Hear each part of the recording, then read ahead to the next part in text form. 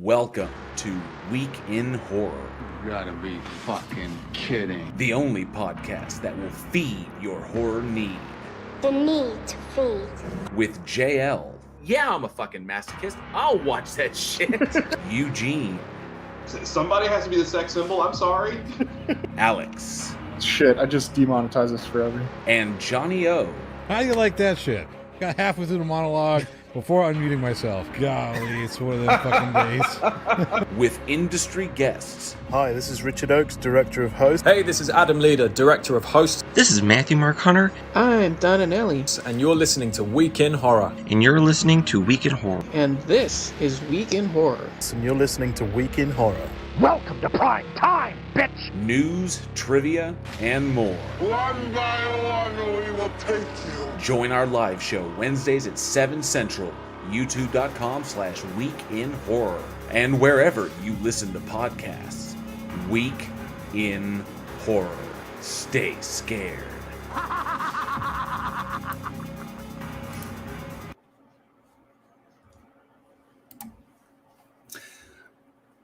Welcome, horror fans. It's Wednesday, 7 p.m. Central Time, and that means it's time for another episode of the Week in Horror podcast. The only podcast where you don't need eyes to see. I don't know where I come up with this shit, I swear. And if you're listening to us on your favorite podcast host, you can join us here for our live show on YouTube. So you too can laugh and scream with us, flex your horror knowledge in the live chat, and maybe even win some trivia prizes. This week we're covering select films released in horror history from February 20th through February 26th. Thank you all once again for joining us. I'm Eugene, and with me tonight are Alex and JL. What's happening? Hey, everyone. Now, there was a game that happened on Sunday, and that's not important. It's whatever about that. But something about tigers, rams. There was animals involved. It was like an animal. There was a dog there, I guess. He was dropping it like it was hot. I don't know. Some ball was being tossed around or something like that, or an animal or something like one animal got beat by another animal. And apparently a bunch of irrelevant singers got up in the middle of it and started doing a thing. No, hey, that was a flashback to my childhood. That was fan-fucking-tastic. I don't want to hear anything about it. That was awesome. But we actually got a glimpse of the trailer for the new Jordan Peele film called Nope. We did. Nope. You sounded like some old hyphy East Coast E40. Nope. No. It's like what was it from Cop Out? Nope.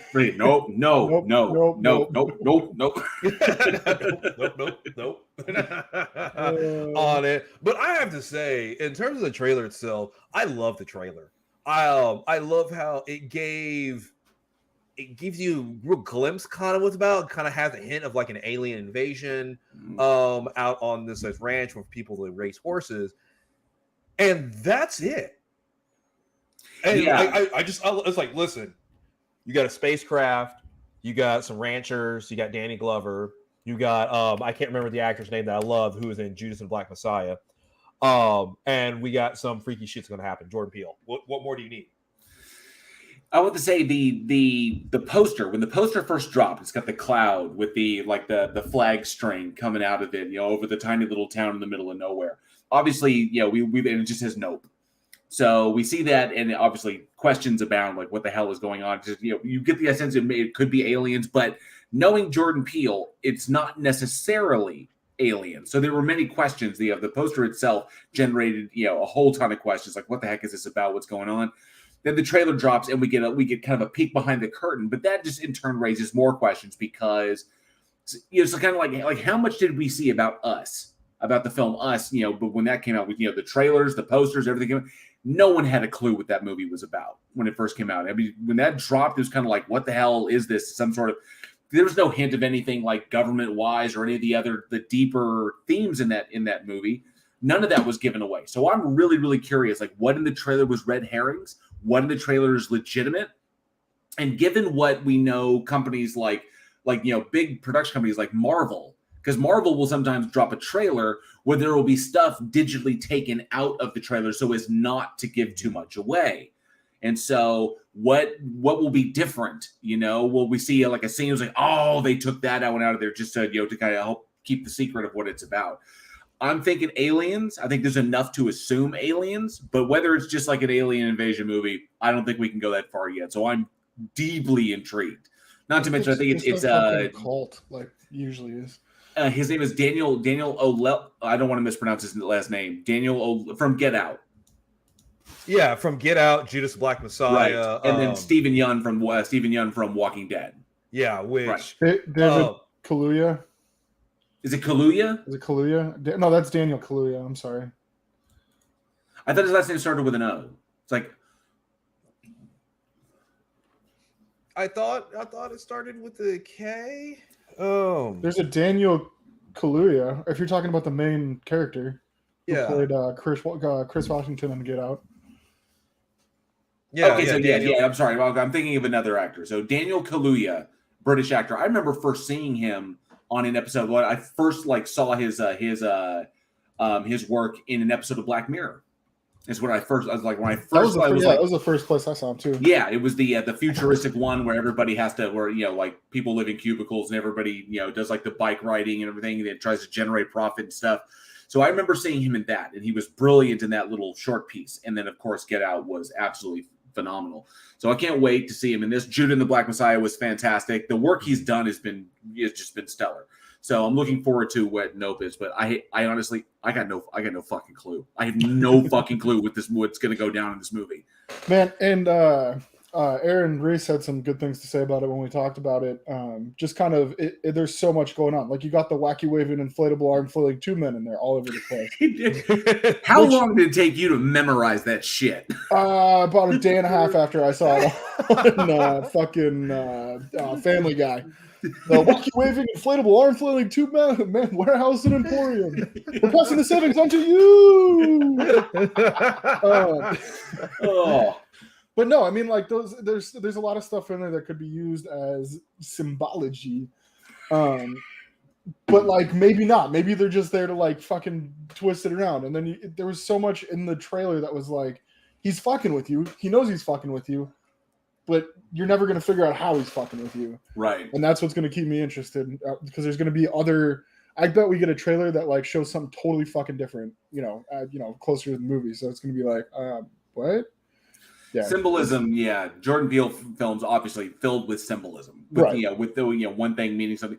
Like I would never, just from the trailers of Get Out and that, I would never have pieced together that plot from any of the material released. No. Same thing goes with Us.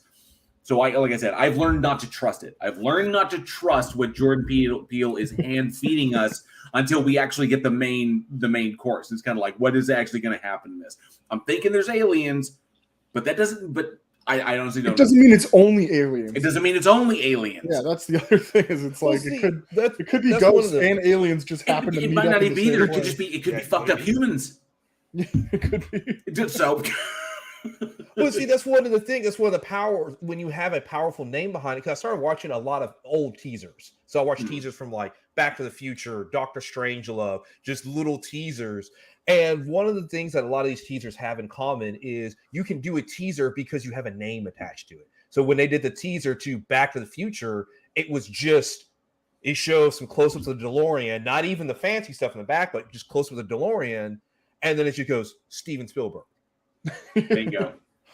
Or when they did Aliens, the second one, it was just like, boom, James Cameron. This time it's war. And that was it. Yeah, it was just this time it's war. So you can show a house and the lights go off and be like Jordan Peele. And everybody's like, okay. Whereas if it was just some nobody, if it was just like me, it would be like, House, Eugene Hawkins. They're like, who the fuck this guy think he is? I'm about watching his shit by his House name. Jordan Peele. Is it something inside the house? Is it actually the house? I could tell you if there was a teaser was just a house, like out in the desert, just a shot of that house, and then the lights go out, and then Jordan Peele, and then that was it. That was it. You got you me. imagine the speculation off of that. People are gonna be hunting frame by frame to see what they can pull out of that thing. Something in the house. Look for a light bulb flipping on. There's a face over there on the side. The lights go out exactly 37 seconds. What does that mean? If you look up here, up in the sky, there's some distortion. It looks like they digitally removed an object from the deal. So I think this is an alternate image. And they will. The speculation will run wild. And that's what we love. That's what we love. Make yourself think. These fucking movies that have been coming out recently are so boring. We do. We love it, and yeah, it has us chomping in the bit and everything, and that's the whole point. I mean, we love Jordan Peele and the work that he does, but I have to tell you this. Well, I'm excited about Nope, and I'm excited because it's got actors that I love, it's a director that I love, and a writer that I love. Jordan Peele is fantastic. I've loved him since Mad TV. So but I have to tell you. And this may be a minority opinion. Us left me with a bad taste in my mouth. Now, maybe that's just because we're hardcore horror fans. We watch this stuff, like not only as fans, but also as filmmakers. And so if I didn't know what I know, Us probably would have blown me out of the water. But the problem is knowing what I know, knowing what we know, and having been behind the camera and seeing how the sausage is made, within 5 minutes of thinking about Us after the fact, because you watch the movie and you're like, oh wow, and then about you leave the theater or the movie goes off and you start thinking about within 5 minutes that movie falls apart. That movie makes no goddamn sense and should not have been able to hold up. It's so visually stunning, however, in what he's portraying, you kind of gloss over that. But the minute you start going back and thinking about and you start asking questions. I was so annoyed by that I got distracted by the panache and then went back and was like, wait a minute. That doesn't work. That doesn't work at all. In fact, you noticed it was like you were walking down the path that Jordan wanted you to walk down and you were ignoring these giant gaping holes in the plot. All because he's got you distracted. He's like, no. It was, I tell you, that is the mark of a brilliant director because that level of misdirection does not normally get past people, or people who know what they're looking at, know what they're doing. And that shocked me. I was kind of like, holy shit! I didn't see any of this stuff at first because I was so engrossed. But now I know, and once bitten, twice shy. So now I'm going, don't you fuck with me, So I'm kind of holding back. It's like, yeah, I'm excited, but I'm going to be a little bit trepidatious. It'll be like, oh, I've been in this house before. I've been here before, sir. What does keep me motivated is the fact that you've got stuff like Us and Get Out, and it's different every time. Get Out, there was a major focus on race and stuff like that, and it was like that was a big thing. And then okay, let's not make that a theme of every single movie, which Jordan Peele does not at all. He doesn't stick to one theme and kind of like looks at one thing and he's like, here's my thought, here's my opinion, this is how I feel about it. Next topic. And then puts everything he's got into that next topic, which is cool. That's what kind of. I know we're not going to see the same thing we've seen before, and if we did, it would be the first time. All right. Well, I'm definitely curious as to what our live audience and of course what anybody watching this after the fact thinks about the Nope trailer. Definitely leave us your thoughts below down at weekinhorror@gmail.com or down in the comments. Let us know your takeaways. What do you think? Speculation, anything, the hypotheses as to what you think is going to go down in the movie. I know that it seemed like it gave us a lot, the trailer, but I honestly don't think it did. Maybe too much. Maybe it gave too much.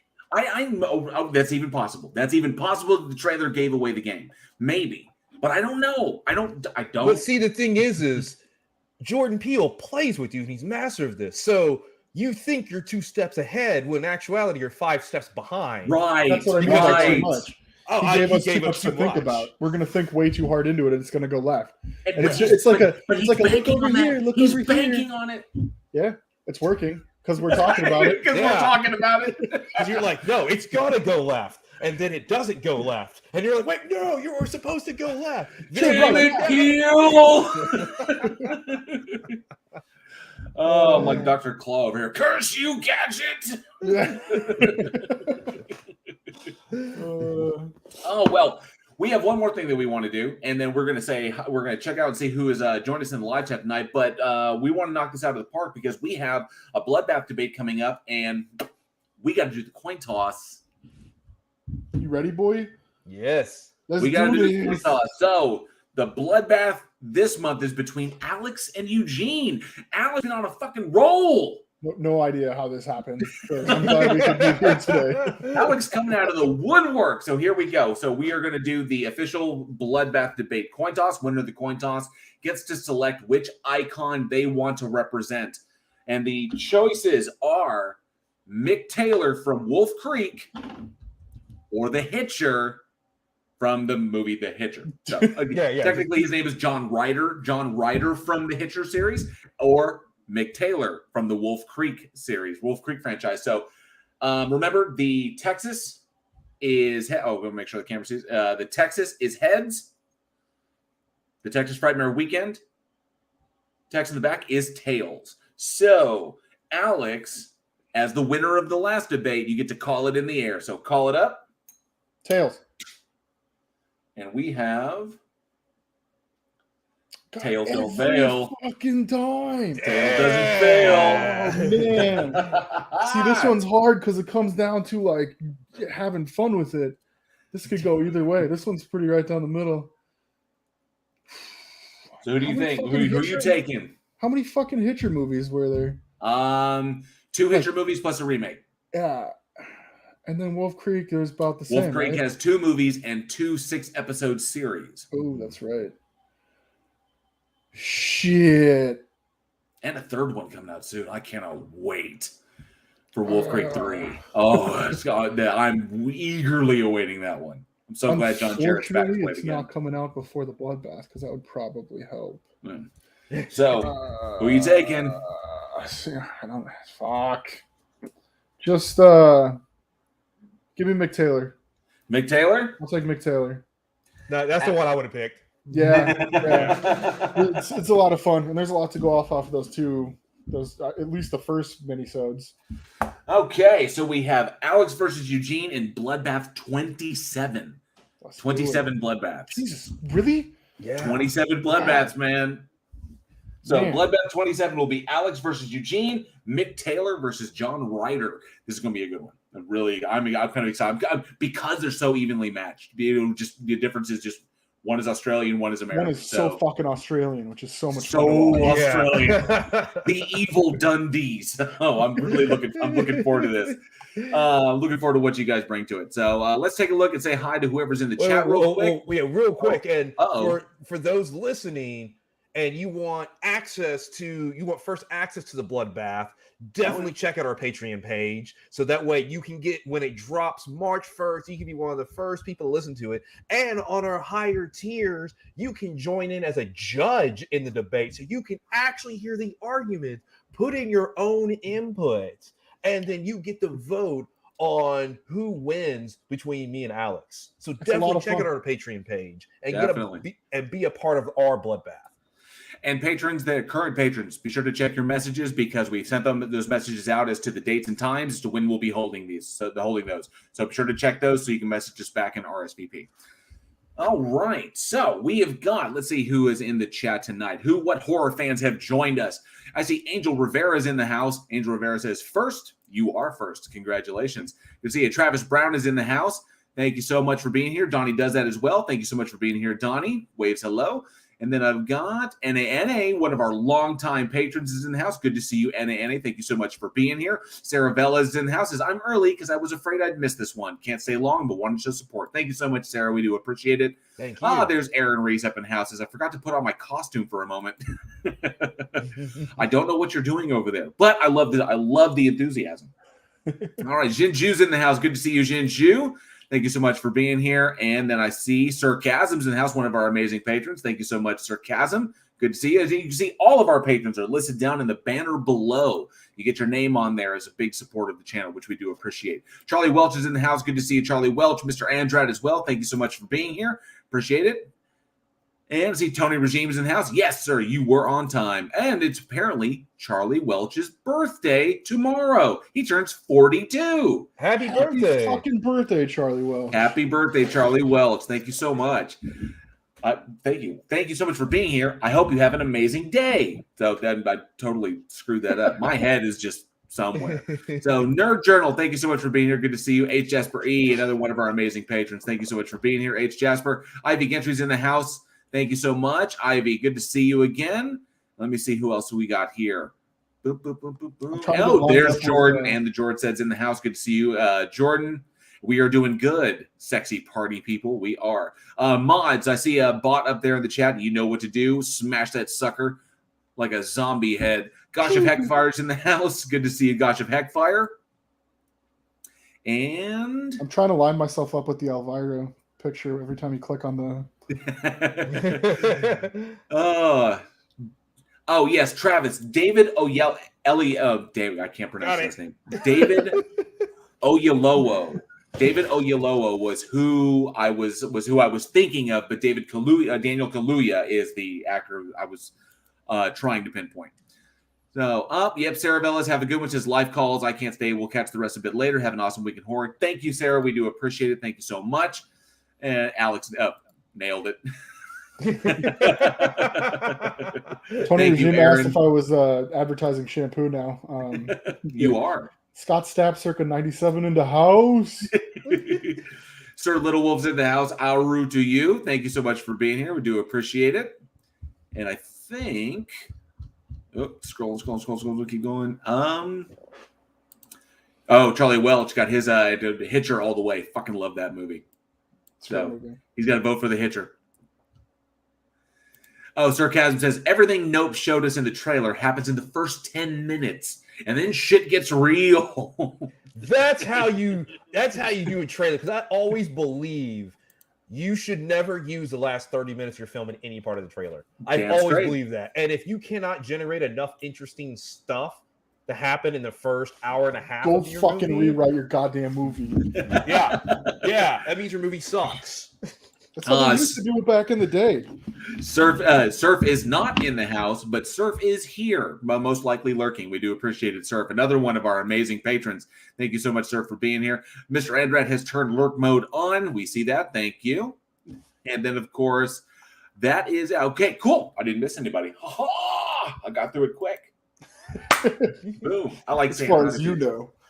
Okay, that's true. If you haven't said anything, then nobody has said anything that I can't say hi. But I say hi to everyone who's here. Thank you all so much for being here. Awesome. We're gonna have a good show. This is a good show tonight. I'm really looking forward to talking about these ones. Just occasionally, we get all 4 awesome movies. It doesn't happen, but we have to really savor it when we get 4 awesome movies to talk about. It's cool because it starts out, back in the day, and then it kind of just it's not like, oh, we got these 1932 movies. It's like a couple good ones from back in the day, a couple good ones from recent. You say we get all good ones, and then next week trash, just garbage. Oh, we're diving into the landfill. We're going, but I mean, it's going to be funny. It's the landfill, but after they put the garbage into the incinerator, like that's where we'll be. God. Oh, I see. Alpha K91 is in the house. Says, "Hey, party people, good to see you, Alpha." Did you just vape? I did. Whoa. I didn't want to make a big thing of it, but I am officially off cigarettes. Hell yeah! Congratulations! Nice. Yeah, I'm officially off cigarettes. I'm done with it. And now think about that. I know a lot of people know the stuff that's going on in my personal life and everything. Worst week to quit smoking. It's the best week. No, you go through all the hard shit at the same time.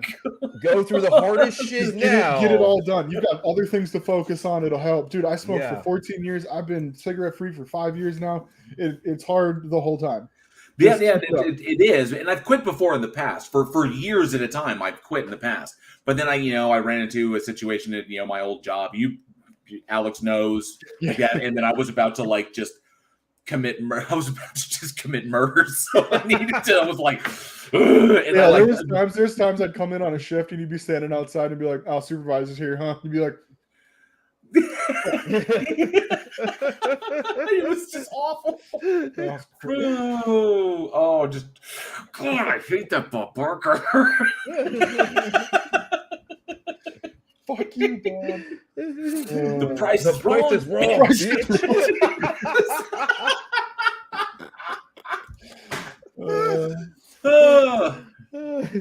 time. Thank you, Alpha K91. Yeah, I decided I'm done with them, and it's not. It was just a matter of, I'm 40. I'm in my 40s. I'm not super old yet, and I'm still in decent shape. But I just, there comes a point in time where I'm just like, and there were days I'd wake up and I'd want to go, and I'd just be like, you know what? I just don't want to do this anymore. I don't want to be out there in the cold, smoke cigarettes. I don't want to be out there in the heat, smoke cigarettes. And, I don't want. It just I'm done. You gotta want it. That's the thing. Yeah, you gotta want it. You're just done with it. So that's the day you quit. Yeah, and the thing is, I don't smoke, but I have a lot of friends that smoke, and so when it's like freezing cold outside, and they're like, "Well, do you want to join us?" I'm like, "Nope, I didn't pick up the habit." Now I know cigarette free. That's one thing. I will most likely, just because of the length of time that I have smoked. I smoked for like 20 years, and then I quit, and then I was off for several years, and then I was back on, and I flip-flopped between vaping and cigarettes. Then I went back to cigarettes pretty much. But this time I'm done with it. Just psychologically, I know I'm done with it, but physiologically, I may never be nicotine free. But I'm cool with that as long as I am freaking cigarette free. I am so done with the coffin nails. Because it is a hard thing. So. I went down to vaping. I just quit vaping. 5 years ago, I quit smoking. Quit vaping when my daughter was born, so almost 8 months ago. And when I quit doing that, I started using these nicotine pouches, like tobacco-free nicotine pouches. And that has kept all of the other cravings away. It's just steps, dude. You take the steps. We got your back. If you ever feel like you need to fucking smoke or whatever, just pop on Discord and be like, "Hey, can you come on here so I can yell at you for fucking something up?" And then just get it out of your system. Oh, I like it. Sarcasm. As long as murder stays illegal, I'm gonna keep smoking. And I tell you, and you know what? That is some people's prerogative. That was the worst day. That was the worst day. That he came in there and just you know how they do. You know how he was. And he came to the way I'm not gonna say his last name is Nick. So, but hey, Jill, can I talk to you? Like, what do you want? You just graduated high school, you dickhead. What do you want? God, fight me in the back. Fight me in the back, motherfucker. Oh, I've noticed you only have 15 pieces of flare on. I just wanted to drum his fucking head, but nonetheless. I referenced that movie today. That's funny. But yes, I'm off of them now. So. Well, congratulations. Boom. So yes. All right. Oh, is the plot hole in the house? Has the plot hole joined us? There's Johnny. Jesus fuck, where you been? There's Johnny. He's probably editing. He's probably editing something because our members of Week in Horror are turning into fucking film stars. So I'm gonna start shooting shampoo commercials next week. You should just flowing. Maybe it's Maybelline. Maybe it's her. Maybe it said cheap shit at Walmart. But anyways, enough talking about Alex's gorgeous locks that he has. What do we have first? Ironically, we're going to start tonight off with The Hitcher. Look at that. See that fucking says there? Yes. This one came out February 21st, 1986. Oh, so not too far back. Oh, 6 years old. Oh, dude, I wasn't even a sparkle in my father's nutsack.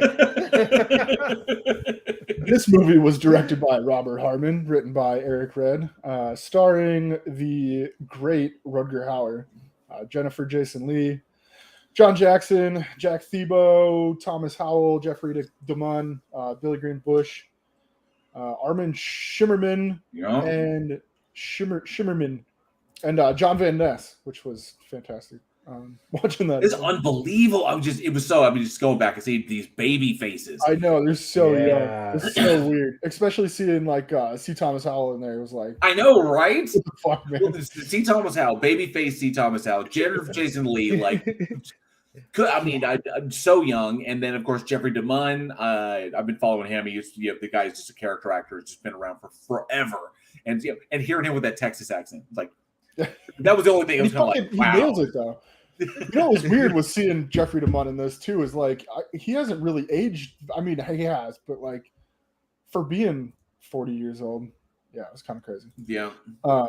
Anyways, this movie, for those who have not seen it, if you haven't, definitely jump on that before we do our bloodbath. Coming straight from the IMDb, a young man who escapes the clutches of a murderous hitchhiker is subsequently stalked by the Hitcher and framed for his crimes.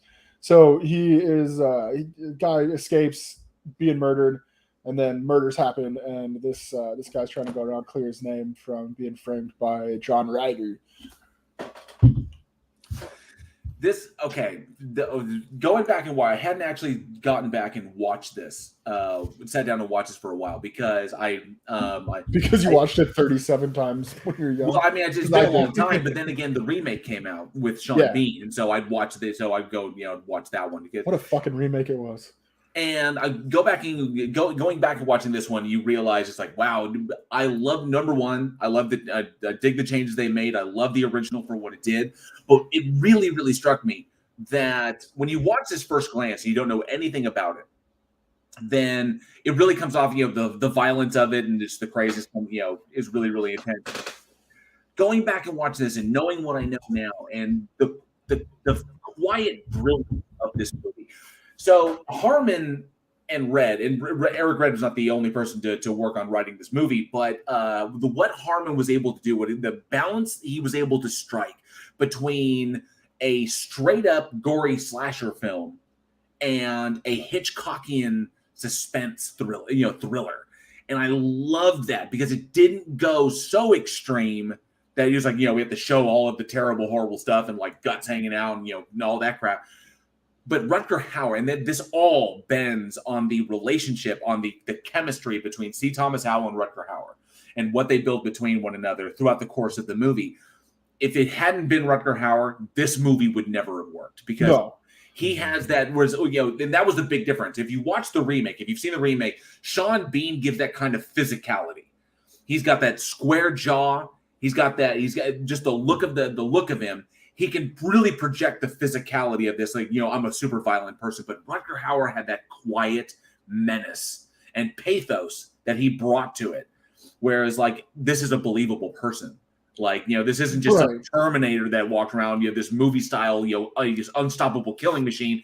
It's like, no, this is a very human person who is because look at the time, look at 1986. That was serial killer that was when all that shit was going on. All the big names are out there, and they could study that kind of shit. They had time to watch all the news. They saw these people in action, and they were these quiet, friendly people. Somebody you'd pick up on the side of the road, and you had to portray that before you could put Sean Bean's, like you said, brute force into the same storyline. Nowadays, that works because that's something that we've experienced, But that's back then. It was like these quiet serial killers. And Rutger Hauer, like you said, plays that fantastically. And then you get like the line when Halsey's picking up the hitchhiker, when he's like, "My mother told me to never do this." The very first line of the movie. that is stellar. It's like, my mom told me never to do this. It was like, yeah, no shit, Hope. Yeah, there's an obvious reason why. Yeah. Oh man. But it was cool. Did you know that Rutger Hauer did a lot of the stunt driving through the movie? No shit. Yeah, he did a lot of the stunt driving, which like blew the crew away because he's like, "Nah, dude, I'll do it." And then they're like, "What?" They're like, you don't need to bring in a stunt driver for the next 3 days. I can do all these." And like, wait a second. I got this. He did the first couple. We're like, holy shit! Call the stunt, cancel it. We got. I got it. He's good. He's just like. What I loved it. I loved going into diving into the history or pretty much the making of it is that when the script was going around, this thing, Eric Red, I think, originally conceived of the idea back when he was like 20 years old. And they came along and a lot of people assisted in trying to turn what it is. But the biggest issue in it was obviously finding a mix between, or trying to find the right balance between it being just a straight up just thriller film and the ultra violent movie it originally was conceived of. Because originally it was supposed to be like an eyeball in the hamburger. Instead of just the finger in the French fries, it was supposed to be an eyeball in the hamburger. And then originally you do see Jennifer Jason Leigh's character, you do see Nash ripped apart by the truck. They originally were going to show all of that, but 1986, people are kind of like, people a little bit more trepidatious. So it's kind of like, I don't think we have to think, but I think that was effective.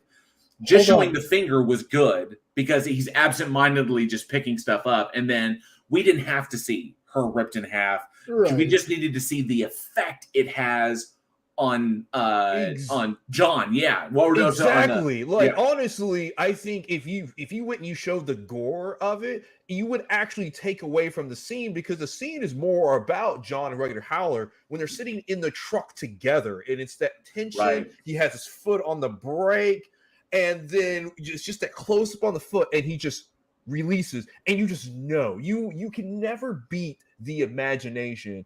And if you ended it on some gore, it would just change the dynamic of the film so much, instead of just being the finale. Like it's more about John's reaction to it than the actual blood and guts. Jim understanding what's going through. So we end up being with him and going through that with him, and I enjoyed that. I enjoyed that aspect too, and it made it all the more real. You're more easily able to connect with both characters, with both the villainous Ryder and of course Jim as the kind of like the innocent guy who's in a situation that is beyond extreme. So that was brilliant. The cinematography was fantastic. I absolutely love the way that I love long road shots. Just where the road just goes on endlessly through the desert and thing. I love those things. Gives you a good feeling of loneliness. McLean does that brilliantly throughout Wolf Creek to really capture the desolate environment that our protagonist is in, that our hero is in. Whereas the area that you are in is as much a character as the characters that you're seeing on screen, because that's how dangerous. You can't just run off into the middle of nowhere to try and escape. There is nowhere to escape to. You're trapped on the road with this guy. And can I throw a piece of trivia in that I think you'll love? Huh. So Rutger Hauer wrote a book called All Those Moments. And he had mentioned about this movie how the executive producer, Feldman, had settled on Sam Elliott for the role of John Ryder. Oh, that would have been weird. Hauer stated that apparently Elliott was so scary when he came into the audition that Feldman was afraid to go up to his car afterwards. I can believe it. I can believe it. I wonder if he had with this 86. So he'd only done frogs. Conflict. He'd only done frogs at this time, so he didn't have the mustache. No, and he would have been totally different. And so, so there was a scheduling conflict. I think he got offered, it was one of his bigger roles. I cannot think of what the movie was that came out. It was like 86 or 87, but he wasn't able to do it. But could you fucking imagine, like, Frogs Sam Elliott coming into the studio and, like, being like, hey, can I get a rod? Be like, with that voice, the things that could have would have been. I know that for Jim, a number of leading actors time were considered. I'm pretty certain that as far as casting goes, there were a number of people. So I think John Ryder. See Sam Shepard. Sam Shepard was considered. Sting, David Bowie, Terrence Stamp. All interesting choices, but I think Rutger Hauer was the better one, just because. And I thought it was, what I found out is that he didn't really want to play bad guys anymore, because he always took roles that were challenging and roles that may not be popular. That's kind of one of the things. It was like, wow, why would you go to, like, he played a Nazi in a previous role, so he wasn't afraid to take those roles that really put him in kind of like a negative light. But he was kind of getting tired of playing bad guys. But then he read this script, and there was something that called to him. And it was like, oh, if I only ever play one bad guy again, it's got to be this one. Yeah. And so he jumped on it, and then, of course, went on to have a history of playing bad guys throughout films. Wait, I'm kind of good at this. I think, that's right. They did consider Emilio Estevez, most likely from, I think this was 1986. So, it would have been around the time of The Breakfast Club. Mm-hmm. And then, of course, Tom Cruise was up and coming, and then Matthew Modine as well, I think, out of probably Platoon. Because Matthew Modine would go on to play Joker in Platoon, and then Tom Cruise, we all know him, and of course Emilio Estevez, a member of the I think two of the members of the Brat Pack. So I can see where they go, but I love the C. Thomas Howell was understood. Maybe it was because he wasn't so big, but I like what he brought to it, because it's like the polar opposite of Rutger Hauer. And allows these two to meet in the middle. So I really dug that. It's just really plot hole brings up Young Guns. Yep. So I really love. You see so much in this movie that's just unbelievable. The making of it, and like Eric Red stating that like the riders on the storm by the doors is the inspiration for it, makes it so much more badass. and you've got like Rutger Hauer knocked out one of his fucking teeth when he was holding the shotgun, got hit the windshield, like blew one of his teeth out. And like so there was like so many things that went into this movie, like little blood, sweat, and tears. They put so much into it. You could see it. You can see every single, yeah, it was great. Going through. I mean, I know the difficulties. The one thing that was really, really important is that I think a lot of people should know, as far as filmmaking goes. There's a lot of like classic stuff that's done in this movie in order to develop characters, in order to set up certain moments. Now it utilizes even though this is essentially a road trip horror film where you got cars, it's going to be loud, it's all kinds of stuff, but there are quiet moments that are used to juxtapose those more action-oriented scenes. The film almost comes off, and I know that Eugene is familiar with this one, is kind of like how people describe war. And that war is long moments of tedium interrupted by long periods of tedium interrupted by short moments of extreme terror. And that's what this one kind of plays on the screen, is you've got these long, quiet moments where nothing's really happening, but the danger is out there. And then all of a sudden the danger's in your face. And then you get past it to the next one. And that's why I like the energy of this. I think everybody can relate to that because it's kind of what life is at times. And so it really brings it to the audience. And then, of course, the best example, what this movie is of, is filmmakers standing their ground for the creative endeavor. That the filmmakers had to fight, against, because a lot of studios were kind of appalled by the graphic violence of it and think this is a straight up horror film. There's nothing really more to this. But the filmmakers knew what they had and knew what they were going to deliver. And so sometimes you have got to stand your ground. And I think the issue was that initially they wanted the girl, they wanted Jennifer Jason Leigh's character, that whole sequence of her being torn out, they wanted that out. They didn't want that because that was extreme. And they even had an issue with the eyeball and the hamburger, and eventually the kind of middle ground was found as the finger and the French fries.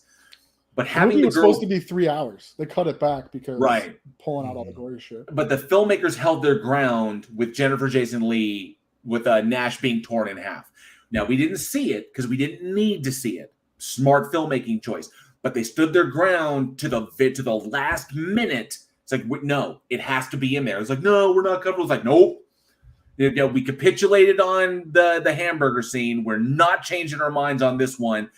And at the last minute, the studio blinked. Because sometimes, as risky as it is, you've got to do that. Yeah, and they had this movie was HBO ended up financing the movie, and they got lent money. I'm sorry, this might not have anything to do with it, but it did come up later in life. They got lent money by a company that future President George W. Bush served on the board of. And it was brought up during the presidential election. The critics were using it to discredit his stance on family values. Wow. Yeah. Okay. And his criticism of pervasive violence in Hollywood movies. So yeah, I mean, this thing caused waves and ripples, and everybody that stood to have it made deserves all of the pats on the back, because if they didn't stand their ground, it never would have made it. Well, because you have to look. You have to be able to make concessions on certain things when you're working with producers and studios and stuff. There has to be some kind of compromise, but you have to know the line. Right. And that's the important thing. It's the choose your battles, where it's like this scene is not as important, so the whether it's an eye or a finger is not as important as long as there's a body part in there. But we need. I don't know, man. Eyeballs are psychologically scary. It kind of gross. That would have been gross. but regardless, is you have to know, because sometimes what happens, and you think back to David Fincher with Alien 3, is you compromise, because you're like, I just want to get it made. They have money. Let them make a decision. And then when you finally comes out, it's not even the film that you envisioned. Right. It's not even close. It's and usually whenever that happens, the films turn out trash, because rarely is it ever like very, very rare. I think probably the only film I can think of off the top of my head is American History X, where it didn't come out any way the director wanted, but it's still a good film. Most of the time it comes out, it's just trash. And then all critics and people who watch it go, it didn't really feel like it had a vision. The film didn't know what it was. I don't know what they're trying to say. And man, well, I guess the director sucks. And the studio's like, yeah, the director sucks. Right. Duncan Jones described that when he was adapting the Warcraft film. There were too many cooks in the kitchen, and it winds up being death by 1,000 cuts. Because it's just way too much input, and people wanting things all over the place, and people wanting to, everybody standing their ground and waiting for the other person to blink, and eventually, you've got release dates. There are deadlines when things have to be done, especially the bigger the budget you have. But even in a smaller budget film like this one, which by comparison to other movies was quite small, you still have shit you've got to get done because every single day is scheduled down to virtually the minute. It's like, we got to get these shots done. We got this done. We have this amount of natural light. We have this thing. Sometimes we have equipment that we have rented for a specific amount of time that we have to get these shots done because then we got to take the equipment back. So it varies sometimes. You work with what you've got. And I get that.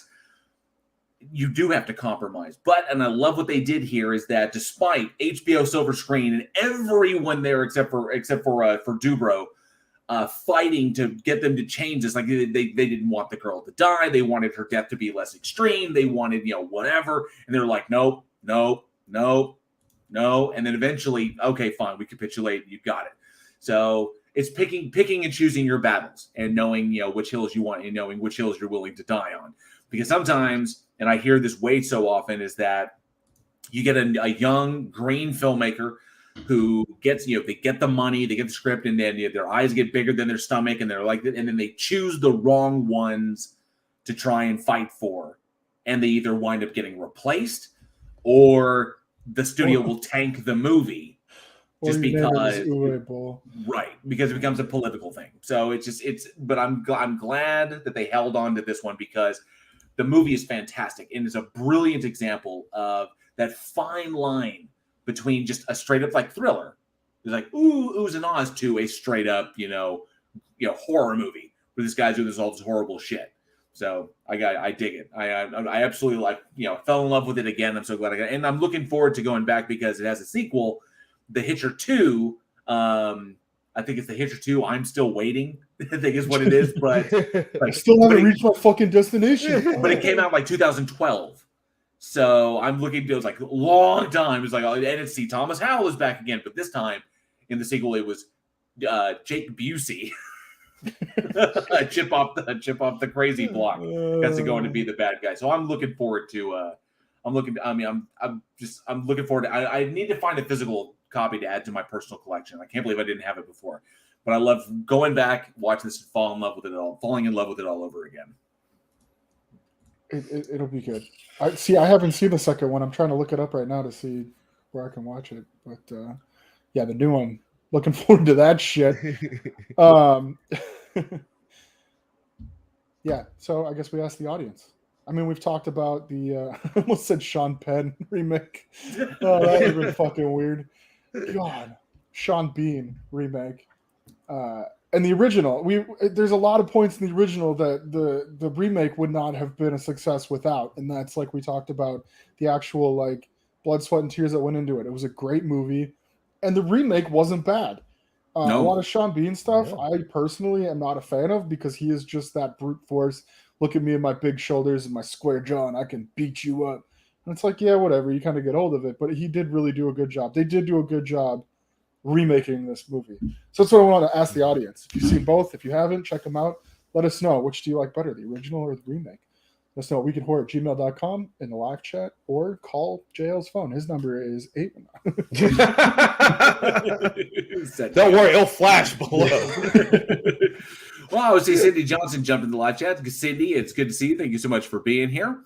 And I see UK Pie came in. Hello, sir. Good to see you. Thank you so much for being here. We also got Clive Wells. What's going on? Oh, I missed Clive. Did Clive Wells jump in? Yep. Oh, I missed him. Apologize about that. Oh, there he is. There's Clive Wells. Good to see you, Clive. So, and someone was mentioning Hitcher Two still hitching. Jinju, the Hitcher 5, the 1,000-mile road dash. Still trying to get across the country. I'm really maybe I should call an Uber. I'm really kind of curious. Someone mentioned of all the choices that they had. I know that Terrence Stamp was one they really wanted for they were like, we got to get Terrence Stamp for this, and they eventually went to Rutger Hauer. But someone was considering David Bowie. Now imagine David Bowie, 1986, doing this. The build he's got, like and he has that intense look in his younger years. He would have been crazy. I mean, I can't imagine. I wouldn't let David Bowie into my car, though. That's the thing. If I rolled up and small child was standing on the fucking side of the road, I'd be like, "No, this is a trap, man." And I just keep driving. Oh, that dude was menacing. And that would have been interesting. Yeah, that he would have been a trip. Absolutely. God. There's some love for Rutger. UK Pie says Rutger Hauer was such a great actor, by far the best Hitcher. I got to admit, Rutger Hauer brought it. His energy. Yeah. His energy was so subdued, and that level of intensity, and just the way he could deliver, the way he could deliver lines. And I love that he had those, because you know that when you're watching one actor's movies over there, you can see some of the choices they continue to make, and a lot of it was in Rutger Hauer's cadence. It was in how he delivered his lines. Not so much that it was affected by an accent, despite that he was born in the Netherlands, but that the tempo in which he does very similar to Christopher Walken. The way Christopher Walken delivers his lines is based on the way his father kind of embraced English, was how he delivers it. That kind of broken cadence. And I like what Rutger Hauer brought to it. And it reminded me, obviously, a lot of Roy Batty and Blade Runner, and then of course Surviving the Game. The way he talked to playing the bad guy now while he was hunting Ice-T. So great stuff. It was a lot of because he'd just pop up wherever he needed to be, he was there, and people would be like, "Wow!" But he wouldn't flinch. He wouldn't be like, "Haha, I scared you." He would just be there, and he'd be like, "Well, this is the next step of what we're going to be doing tonight, kids." You had no choice. When he was there, it was it. You're done. Yeah. Oh, me. Aaron brings up the madness. The madness never broke on his face. Like, you don't look at that person and be like, that is a fucking crazy person. But it was all over the damn screen. Yeah. So that may be what that is that he doesn't walk around, "Oh, I'm a crazy man." It's not like that. It's like, he's just laughing uncontrollably like this. It's like, no. It's like walking down the road to be like, just another guy. And then the chaos that follows in his wake. Brilliant stuff. Man. All right, JL, let's talk about another fucking great. That's putting it lightly. Oh, yes. I'm so glad we get to dive into this and talk about, because this is some influential horror that we're going to be talking about right now. Released February 23rd, 1974, we have From Beyond the Grave. So a British anthology horror film from Amicus Productions, directed by Kevin Connor, written by Raymond Christodoulou and Robin Clark, starring the legendary Peter Cushing, Donald Pleasance, Ian Bannon, Diana Dors, and David Warner. So three of my favorite British character actors. Absolutely love this. The film ostensibly follows a plot hole. The film follows is 5 stories centered around a shopkeeper, a small shop in London called Temptations.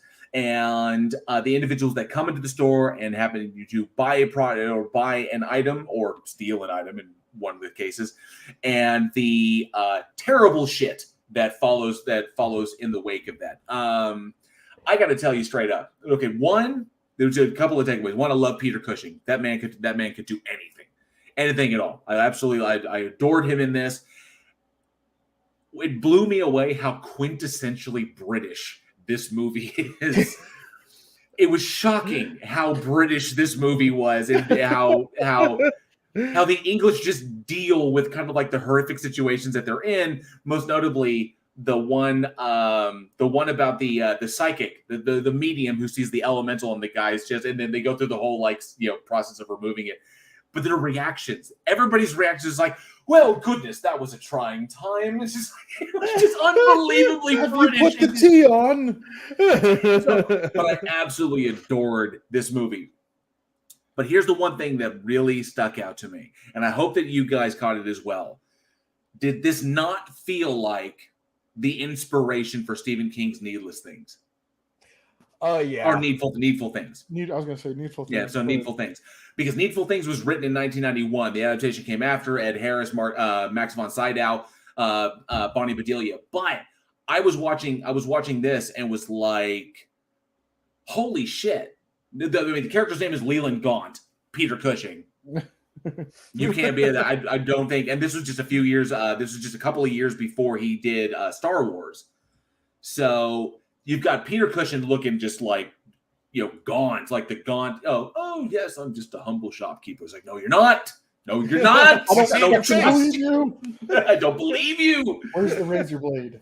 And so, but I saw it all over it. The place's name is Temptations. That's the name of the shop. Needful Things. It's like, come on. And then you walk in the store and it's just like your eye catches this one thing. It's like, holy shit, I want this one thing. So I absolutely loved it. But it adds in the whole kind of, instead of like selling your soul, like in Needful Things, where, you kind of like, I want this, so you need to do this for me if you can't pay. I like that it was the people that came in that were bad and the comeuppance that they get from that. So, and I loved what they did here. Great, fantastic. It's a good ghost story. Yeah. I think thinking about it, I think that's the closest thing King ever did to copying a movie. He put his spin on it, but it was so close. Now that I'm thinking of shit, I got to go back and read that book now. Right. Yeah. So, it's so close to the exact same. And I'm saying that was the beauty of it. Is that the wonderful thing about, if you're going to grab something, you're going to take inspiration from something. Take inspiration from good things, from like really, really positive things. I love what he did with this. Obviously you're taking the setting, moving it to Castle Rock, Maine, and then of course, adding more to the shopkeeper, more to the items in, and just kind of tweaking a little bit. I get that. But that right there, that brilliant inspiration, that is I consider that as part of the hallmark, the legacy of Amicus Productions, because Amicus produced a number of anthologies at this time, and so this was the last one. So this was the last Amicus horror anthology. Here's a quote: "For around a decade, the only consistent rival to the supremacy of Hammer films in the genre was Amicus." Right. Yeah. And that holds real true. You've got what was it? 7 of them? Because this was the last one. Technically, they put in the Monster Club after, but it wasn't quite in the original. So you've got the 7, the Dr. Terror's House of Horrors, started in 65, and then you got Torture Garden, The House of Drip Blood, Tales from the Crypt, Asylum, The Vault of Horror, and then, of course, From Beyond the Grave. And that happened all between 65 and 74. Each of them having I think all of them have at least 4 stories. Most of them have like 5 stories that you could sit and get sucked into. It's the most British shit ever. And I've been to London, I've been to England, and through the 200,000 years that people have been roaming the earth, that area of the world has just beat to death over and over again, shit on by every aspect of the universe. And they, like you said, they just fucking laugh about it. So you go to London and you get these vibes that you see in this movie. You got the alleyways, it's dark, it's damp. There's weird people skulking around in the background because it's just such a weird place to be. And then you pop out and you're like, oh, here's this really nice restaurant and all this like fancy historical stuff and a bunch of people. And you take a left down the wrong street, and then there's a guy flipping a switchblade, like, hey, bloke, you lost. And it's like, fuck yeah, I am. I'll turn right the fuck back around. And, it's insane. Nope. And it's like, oh, man. And you can go anywhere that I've ever been in the UK. It's like the same dreary, dreaded feel. But nobody seems to give a shit that it sucks. They're like, I'm going to go get some tea and crumpets. And, I'm just kidding. That was kind of... I dug seeing... It was really cool seeing Donald Pleasance so early on and like that. And his character, I dug it. The character that knows that this guy that's trying to impress him is not a veteran. This is definitely a stolen valor kind of situation, but going with it. It's like, oh, yeah, what you got to say. No, absolutely. I totally get it. And then, of course... that was an interesting little story with the daughter and everything that was really freaking weird. Turns out it was the kid the whole time, but I like seeing Donald Pleasance there. David Warner was fantastic. I know that people, if you're not familiar with it, David Warner was also in. I played a number of Star Trek characters, and he was also in The Omen, the original Omen. And then, of course, he played Evil in Time Bandits, the big head honcho in that one. So, I mean, I loved such a fantastic smattering of really talented actors and just really good stories. I love the story of the thing in the mirror was interesting. And then, of course, the door, why anyone would want to put a door like that in their house, I have no fucking clue, because that thing just reeked of, it's just like, why would you do this? But it's just a well-made, well-acted, very well-written, and also a little horror film. And it just goes to show the legacy of Amicus in this is that when you would two of the big ones was Tales from the Crypt and Vault of Horror. Tales from the Crypt, we wouldn't have that HBO series if it wasn't for this, and of course the comics, the Tales from the Crypt comics, and then Vault of Horror taken straight from the comics into themselves.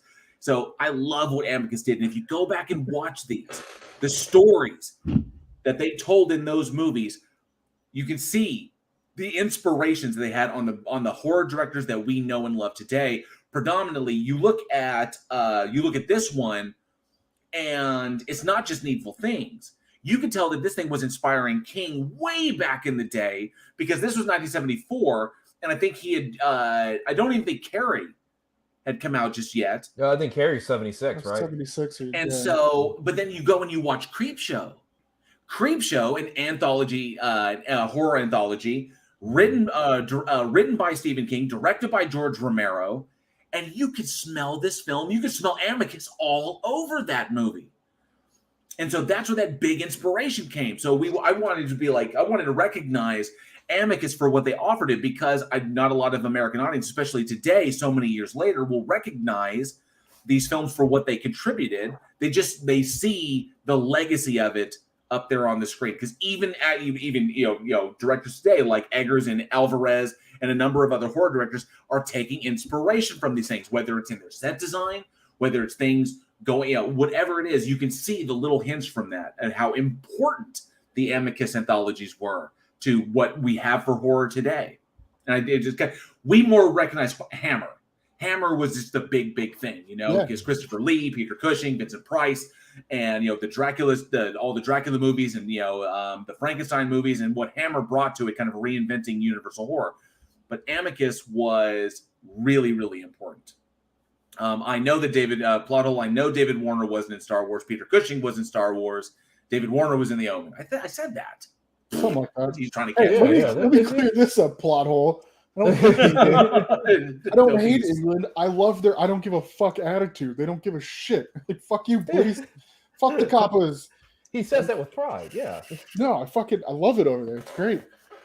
It's just like I loved Peter Cushing. Don't give a shit. Man, I could not wait for this to see who would walk into the store and see whatever situation was like, trying to rip him off or steal something from him, and the little crafty little thing. It was like, and you're watching these stupid people. It's like, oh, come on, creepy shop has everything that you want. Why are you trying to rip this poor old guy off? And then, of course, the thief at the end is like, oh, I'm going to come in here and beat this old man and take his money. It was like, oh, no, you're not, Chief. Nope. That's when he busted out those guns like, chat. It was like, oh, shit. It's like, oh, go ahead and hold these. It's fantastic. And that's where I got that. I think that's where King got the inspiration for Leland Gaunt, because he fires the guns at him. The guns don't do anything. He's throwing them at him. It's worthless.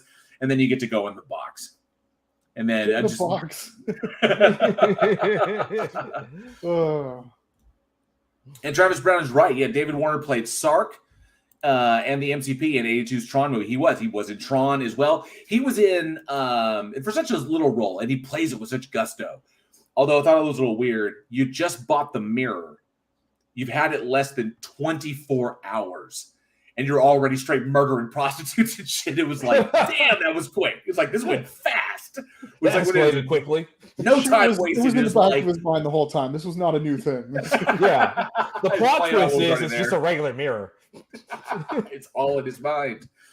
But I adored what he brought to this, and it was a lot of fun. And of course, the legacy is there. You see it all over the place. And I think no one took more inspiration from this than Stephen King did. Going back and lighting them up side by side is like, absolutely. You can smell the Amicus productions as being really influential throughout horror. And I wanted to make sure that, that if people are not familiar with them, that was Vault of Horror, Tales from the Crypt, and I think we've actually we've mentioned that way back before. The House of Drip Blood and Dr. Terror's House of Horrors was actually an amazing one as well. Shit, Hello, Asylum Elizabeth was good Sylvester. too.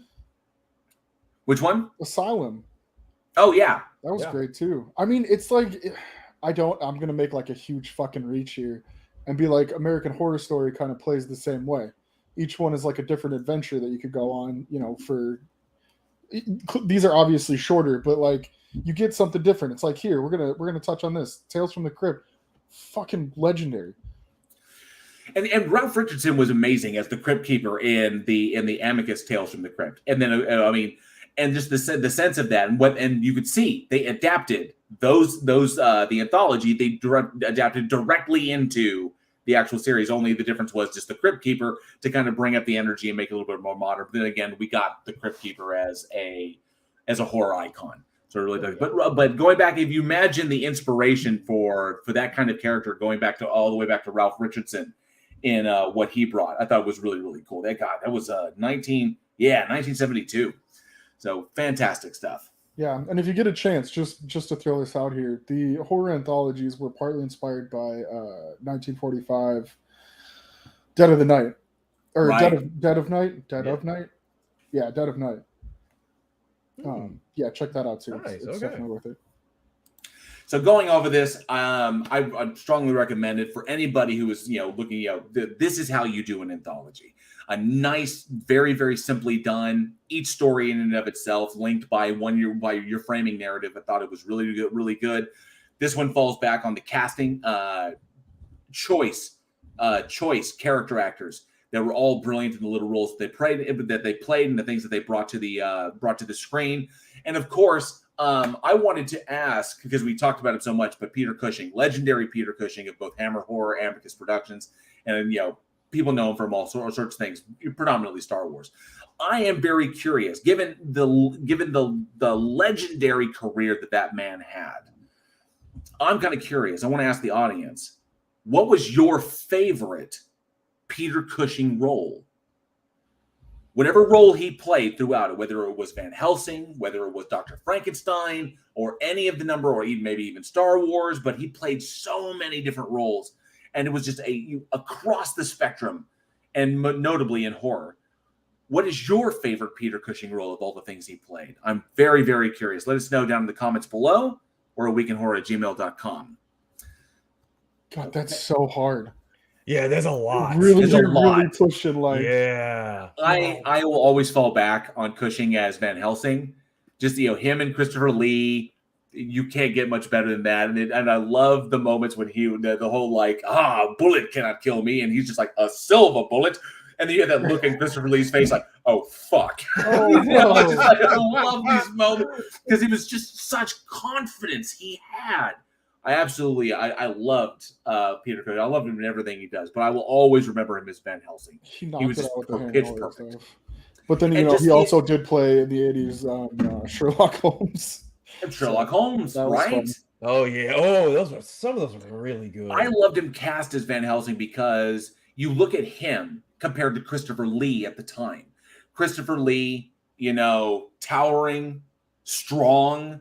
He had the physicality, but he also had the voice, that deep booming voice. Then you have Peter Cushing, small, fairly slight, and a very, very the quintessentially British voice, but it's not overpowering. Smart, intelligent. I'm thinking through my situations. I have to rely on my brains more than I do my body. And then Dracula, it couldn't have been done better.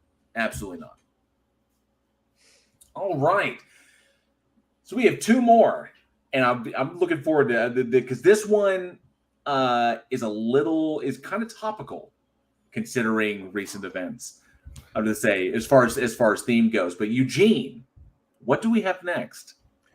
So next we have The Cured, released February 23rd, 2018, and it was directed by David Friend, and it stars Elliot Page, Sam Keeley, and Tom Von Lawler.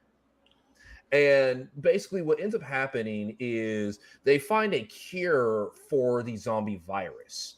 And it's about society adapting to the people who were cured versus they have 25% of the population that for some reason the cure is not working. But it's really a journey about the people who were zombies. They were zombies for years. And then all of a sudden it's like, well, they're cured. Now they go back to being human, but they still have all the zombie memories and kind of how society treats them. And this one hit. I have to admit. This one I actually really enjoy because there's so many films about the start of the zombie apocalypse, and there's so many films that the zombie apocalypse is just going on throughout the entire film, but you don't really get a lot of like, we also get End of the World, but we don't get a lot of like, what if they actually did find the cure? Like, what if they actually did, and do you just go back to being normal? Like, if you had a family member who was zombified, they kill 3 others of your family members because they're zombies, and then all of a sudden they get cured and they're back to being human. How would you treat somebody like that? And they didn't have control. They didn't have control of their body or anything like that because they're a pure zombie. But I like the film because it asked the tough questions. Because then it's like, well, they get treated almost like second-class citizens. Right. And it's like, well, we were going to put them away. We don't want to deal with them because a lot of families aren't taking them for that exact reason. And then with them dealing with like the PTSD side effects, because you're like, oh, well, I just ripped apart a child while I was a zombie, and I'll still have that memory inside of my head. But I want to be a good person. So I really enjoy that. It really asked the tough questions about that. The thing that gets me on this is with every zombie movie I've ever watched, I've always thought of like, what if they come up with a cure? Well, there are some that are like, clearly this is just going to be mass murder. They're never going to find a cure. And then the survivors are all going to die. That happens sometimes. But there's situations like, okay, I'm watching All of Us Are Dead on Netflix right now. And you got a bunch of kids and this zombie, this virus breaks out. And I'm not to the point where there is a cure, but somebody's like, hey, I got to come up with this antidote. I won't fail. And you got to think about it. Like, you got to kill some of these zombies. The people that are not infected also have to put some of these people down. Neighbors, family members, friends. They got to put bullets in these people's head. And then you do that because that's what you're doing to survive. And then you find out that there's a cure. Not only do the people that get cured have to deal with what they did, they almost have like the better side of things because they weren't in control. Yes, you got to deal with that. But, hey, I wasn't in control. You have that excuse. When you're shooting these people in the face and then like turns out, oh, it could have been cured the whole time if I would have just found a way to not kill my husband, daughter, neighbor. And if it would have held out longer, those people wouldn't be dead right now. And I'm the cause of that for my own survival. And so it's on both sides of it. You got the zombies in this one coming back and being treated differently. Then you got the people that are treating them differently. It's still the same people that were killing the zombies. So where does that kind of Ouroboros of ethical dilemma, right? Where does it stop? Where do you take a step back and be like, okay, we're going to deal with this instead of just being like, nope, we're going to shun those people so we don't have to address our feelings. And they're like, well, we can't turn to anybody except our own kind. And then you get this societal split, which, like you said, Joe, this one aged well or not well, depending on how you look at it. Yeah. Because you've got that same kind of thing going on now. You want to talk about vaxxers and anti-vaxxers, which I think is a stupid thing to call people because you shouldn't split society in any way at all ever because it's going to fucking be the downfall of the human race. But that's what it is. You've got Biden, Trump. You've got vaxxers, anti-vaxxers. You've got COVID's real, COVID's fake. Sorry, I shouldn't use that word on YouTube. But because it's so controversial, you got this thing where it's like, are we going to take a step back and look at it? And that's what this movie really, really does. Whether, it was a good movie. It was shot really well. It wasn't like, hey, blow me out of the water, filmmaking, but it made you think so hard, especially watching it nowadays. And you take a step back and you look at like, they didn't even know what they were doing. This whole thing hadn't even gone down yet. And so it just, you get that aspect of like, who's in the right, who's in the wrong. Neither. Can we take a step back and come together as a society? Or are we going to continue to shun each other out until we collapse? Because one side's not going to win over the other. It's going to be a downfall of us all. I like what Jack Burton said in the live chat. They never asked the zombies, hey, What's eating you? It's very, very true. Nothing anymore. It only happened once. Nerd Journal says it's a good movie for making you think about things. Definitely some parallels to some social issues still relevant today. Absolutely. Given what what our country is currently going through, what the world is currently going through. That's what got me on this. And the kicker in this one is like, it's a matter of like, how far are you willing to go in order to keep everyone safe, in order to keep your populace safe, and how far are you willing to go in order to ensure that everybody has the same chance?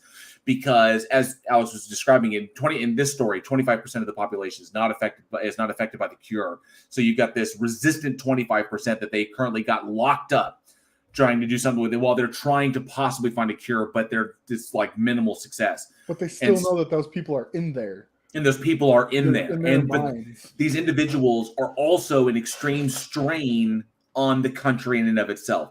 Trying to keep this number of individuals, a massive prison full of infected, they still need upkeep. You can't just lock them in there and just leave them in there. So that requires infrastructure. So they've literally dedicated a large portion of the infrastructure to simply housing and maintaining these and the resources to try and find a cure. And then, of course, something's got to give. It's like the longer that they exist, the greater, the longer that they remain infected, the risk of an outbreak and the devastation that occurs from there could happen again. And then so you have questions on both sides. Questions from a government perspective is like, we need to keep the country safe if we want to still have a country anymore. And then the populace themselves, perhaps they have loved ones that are currently in there. And, maybe there'll be a cure. Maybe they won't be. They're not hurting anyone right now. Should the government be looking out for us? Should they be protecting us? Where's the line in that? And so you see it play out very similarly to shit that we see in today's news every single day.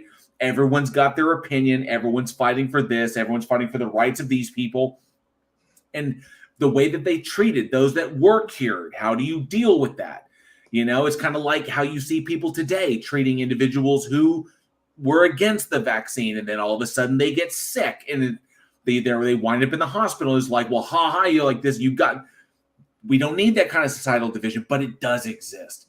And that's why watching this one, when it came out, it kind of broke new ground in the genre. Because they always talk about, like Alex was saying, they always talk about the zombie outbreak, what happens at the beginning, or the zombie outbreak while it's going on, and maybe it's the end of the world. That's it. Okay? No one ever asked, well, what would happen if they cured it? And what would happen if the cured remembered what they did as a zombie? Technically, these are kind of like raid zombies. We say it's kind of like 28 days later. Yeah, it's more like a rabid. It's more So, and what would happen if they did that? And then try to reintegrate in the PTSD, because we get, there's incidents of people in there that have committed suicide because they simply could not handle what they did when they were sick.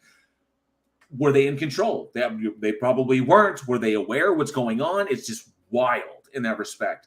And the parallels, given what 2019, 2020, now here 2022, it made I think it makes the audience look at it in a much different light. But that's the beauty, and we've talked about it so much here in horror films, that essentially that is what horror does. It takes what's out there and makes it a reality in your mind. But you have to think about it. Here's the thing. I had a conversation with one of our listeners actually the other day about this. There's a moral line, and a lot of people don't understand that. And a lot of the division, I think, comes from the fact that people aren't willing to make that moral decision. So they'll jump on a bandwagon one way or the other. Talking about today's stuff, there's a lot of people that haven't taken a chance to step back and be like, okay, this is what I think. They'll just be like, okay, this is what everybody around me thinks. So instead of being, against the grain, I'm just going to jump on with this mass group of people, because in that way I don't have to make a decision for myself. The conversation that I had was, something goes down, when do you kill your neighbor? Do you pull the trigger before it becomes a problem, or do you wait until there's a direct threat to your family's life? Now, whether that be a looting situation where there's no zombies involved, or a zombie situation, to keep it relevant to the zombie genre, when do you make that decision? You have to make that decision. You have to, otherwise it's you or them. And a lot of people cannot make that decision. I don't want to say a lot of people, because that puts more people into a group, But that's a very difficult decision to make, and to sit and think about what would I do when we don't have to deal with zombies right now. Just thinking about it, it's like I'm not going to bring my brain there because that's not even a relevant possibility. That's a ridiculous notion. But sometimes you got to think, what would I do? And there might not be a right answer. You might have to pull the trigger on somebody that you love, and it might not be right and it might not be wrong, but you don't know in that moment. You're going to have to make that decision. And having that train of thought beforehand is going to help you make decisions like that later in life. And so looking at this whole situation, do you make that decision, or do you wait until that's the decision you have to make? Am I going to think about it now, or am I going to wait until it happens and decide what I'm going to do then? But you have to make the decision for yourself. It also brings up the notion, that we all have to ask, we ask ourselves on a daily basis, is it better to know? The knowledge that you have, like what knowledge that you have regarding any particular traumatic situation. I have always said, like myself, that knowing more is better, because then you're better able to understand and better able to not allow a situation to control you, because you know more, you can deal with the situation better the more you know. But anyway, the point in this one is that, but is knowing too much, can that be detrimental? And obviously we see it in this.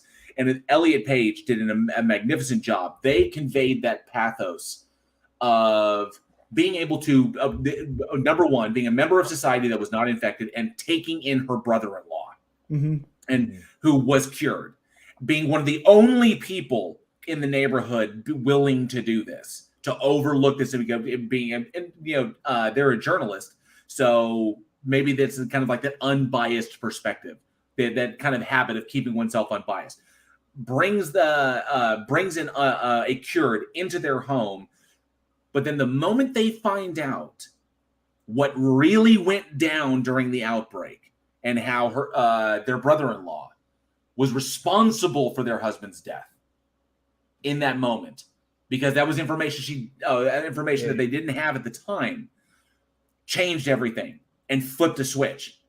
So and all of a sudden they're just like everybody else. Yep.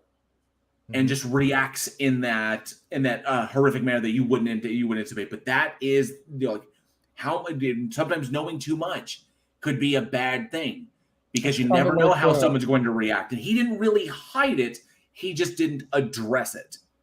It's so you're looking at like Don't Look Up.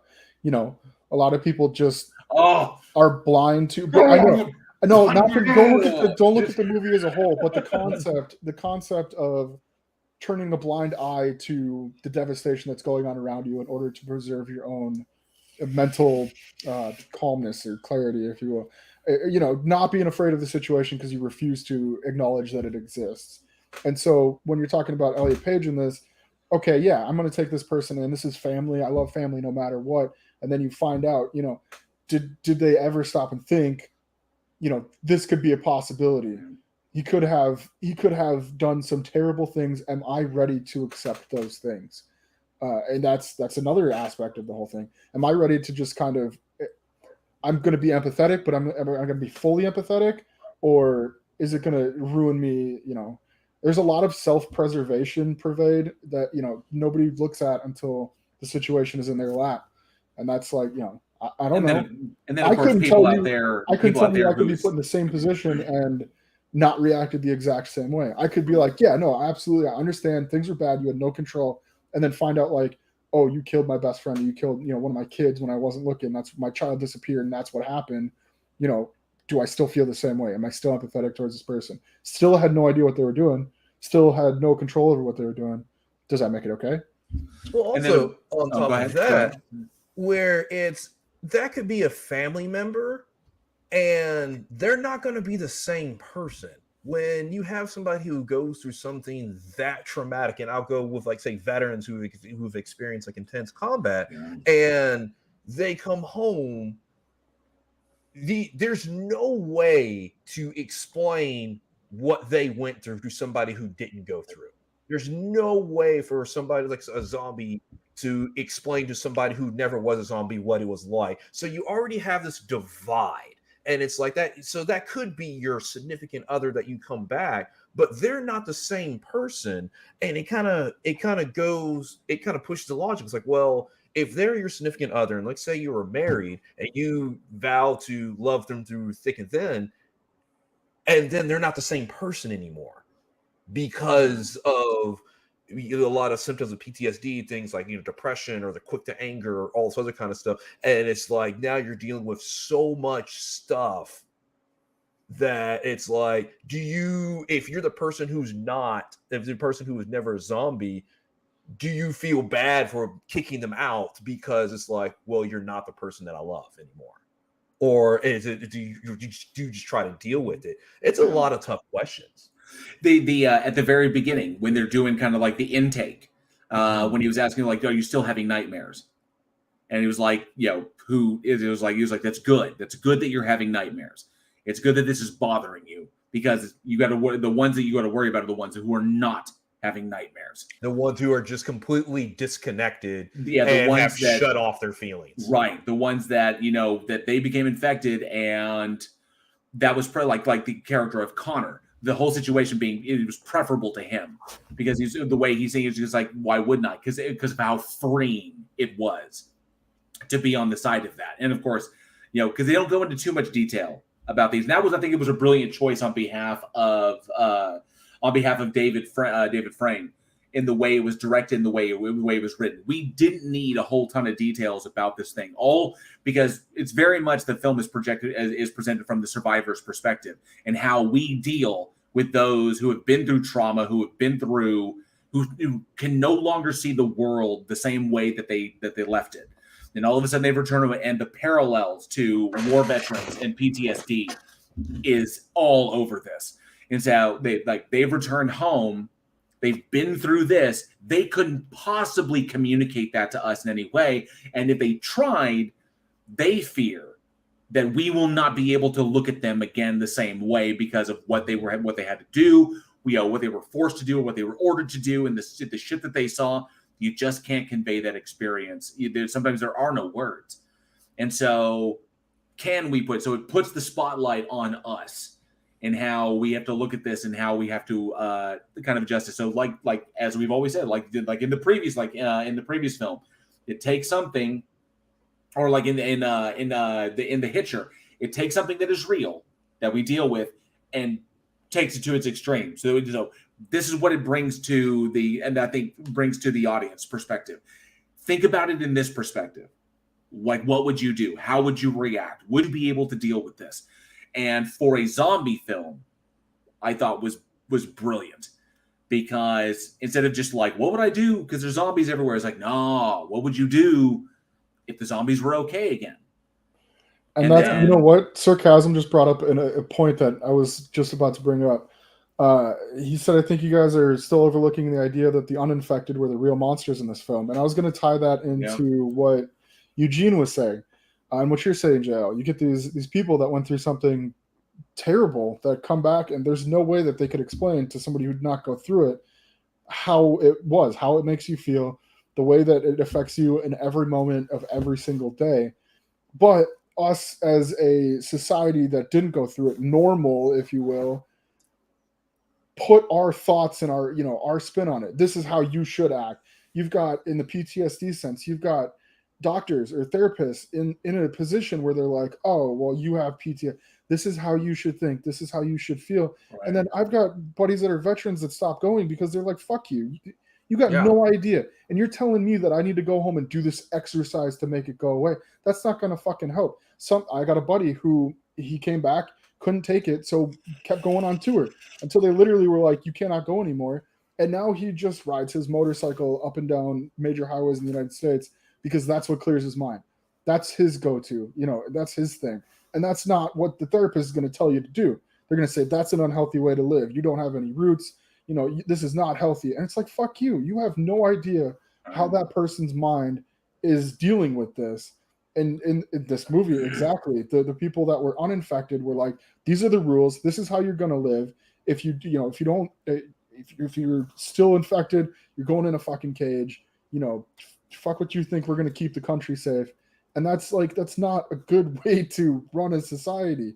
You can never, ever look at a group of people that went through something that, in the PTSD sense, in the veteran sense, the only reason that we get to go outside in our house not wearing a certain color or checking in with a certain person is because these people that go and sacrifice their mentality, their livelihood, their day-to-day normalcy to keep us a free country. And a lot of people just take that for granted every single day, and they'll never understand that they take it. They act like it's just it's a right. It's out of sight, out of mind. Right, yeah. Because they don't have to think about it, right?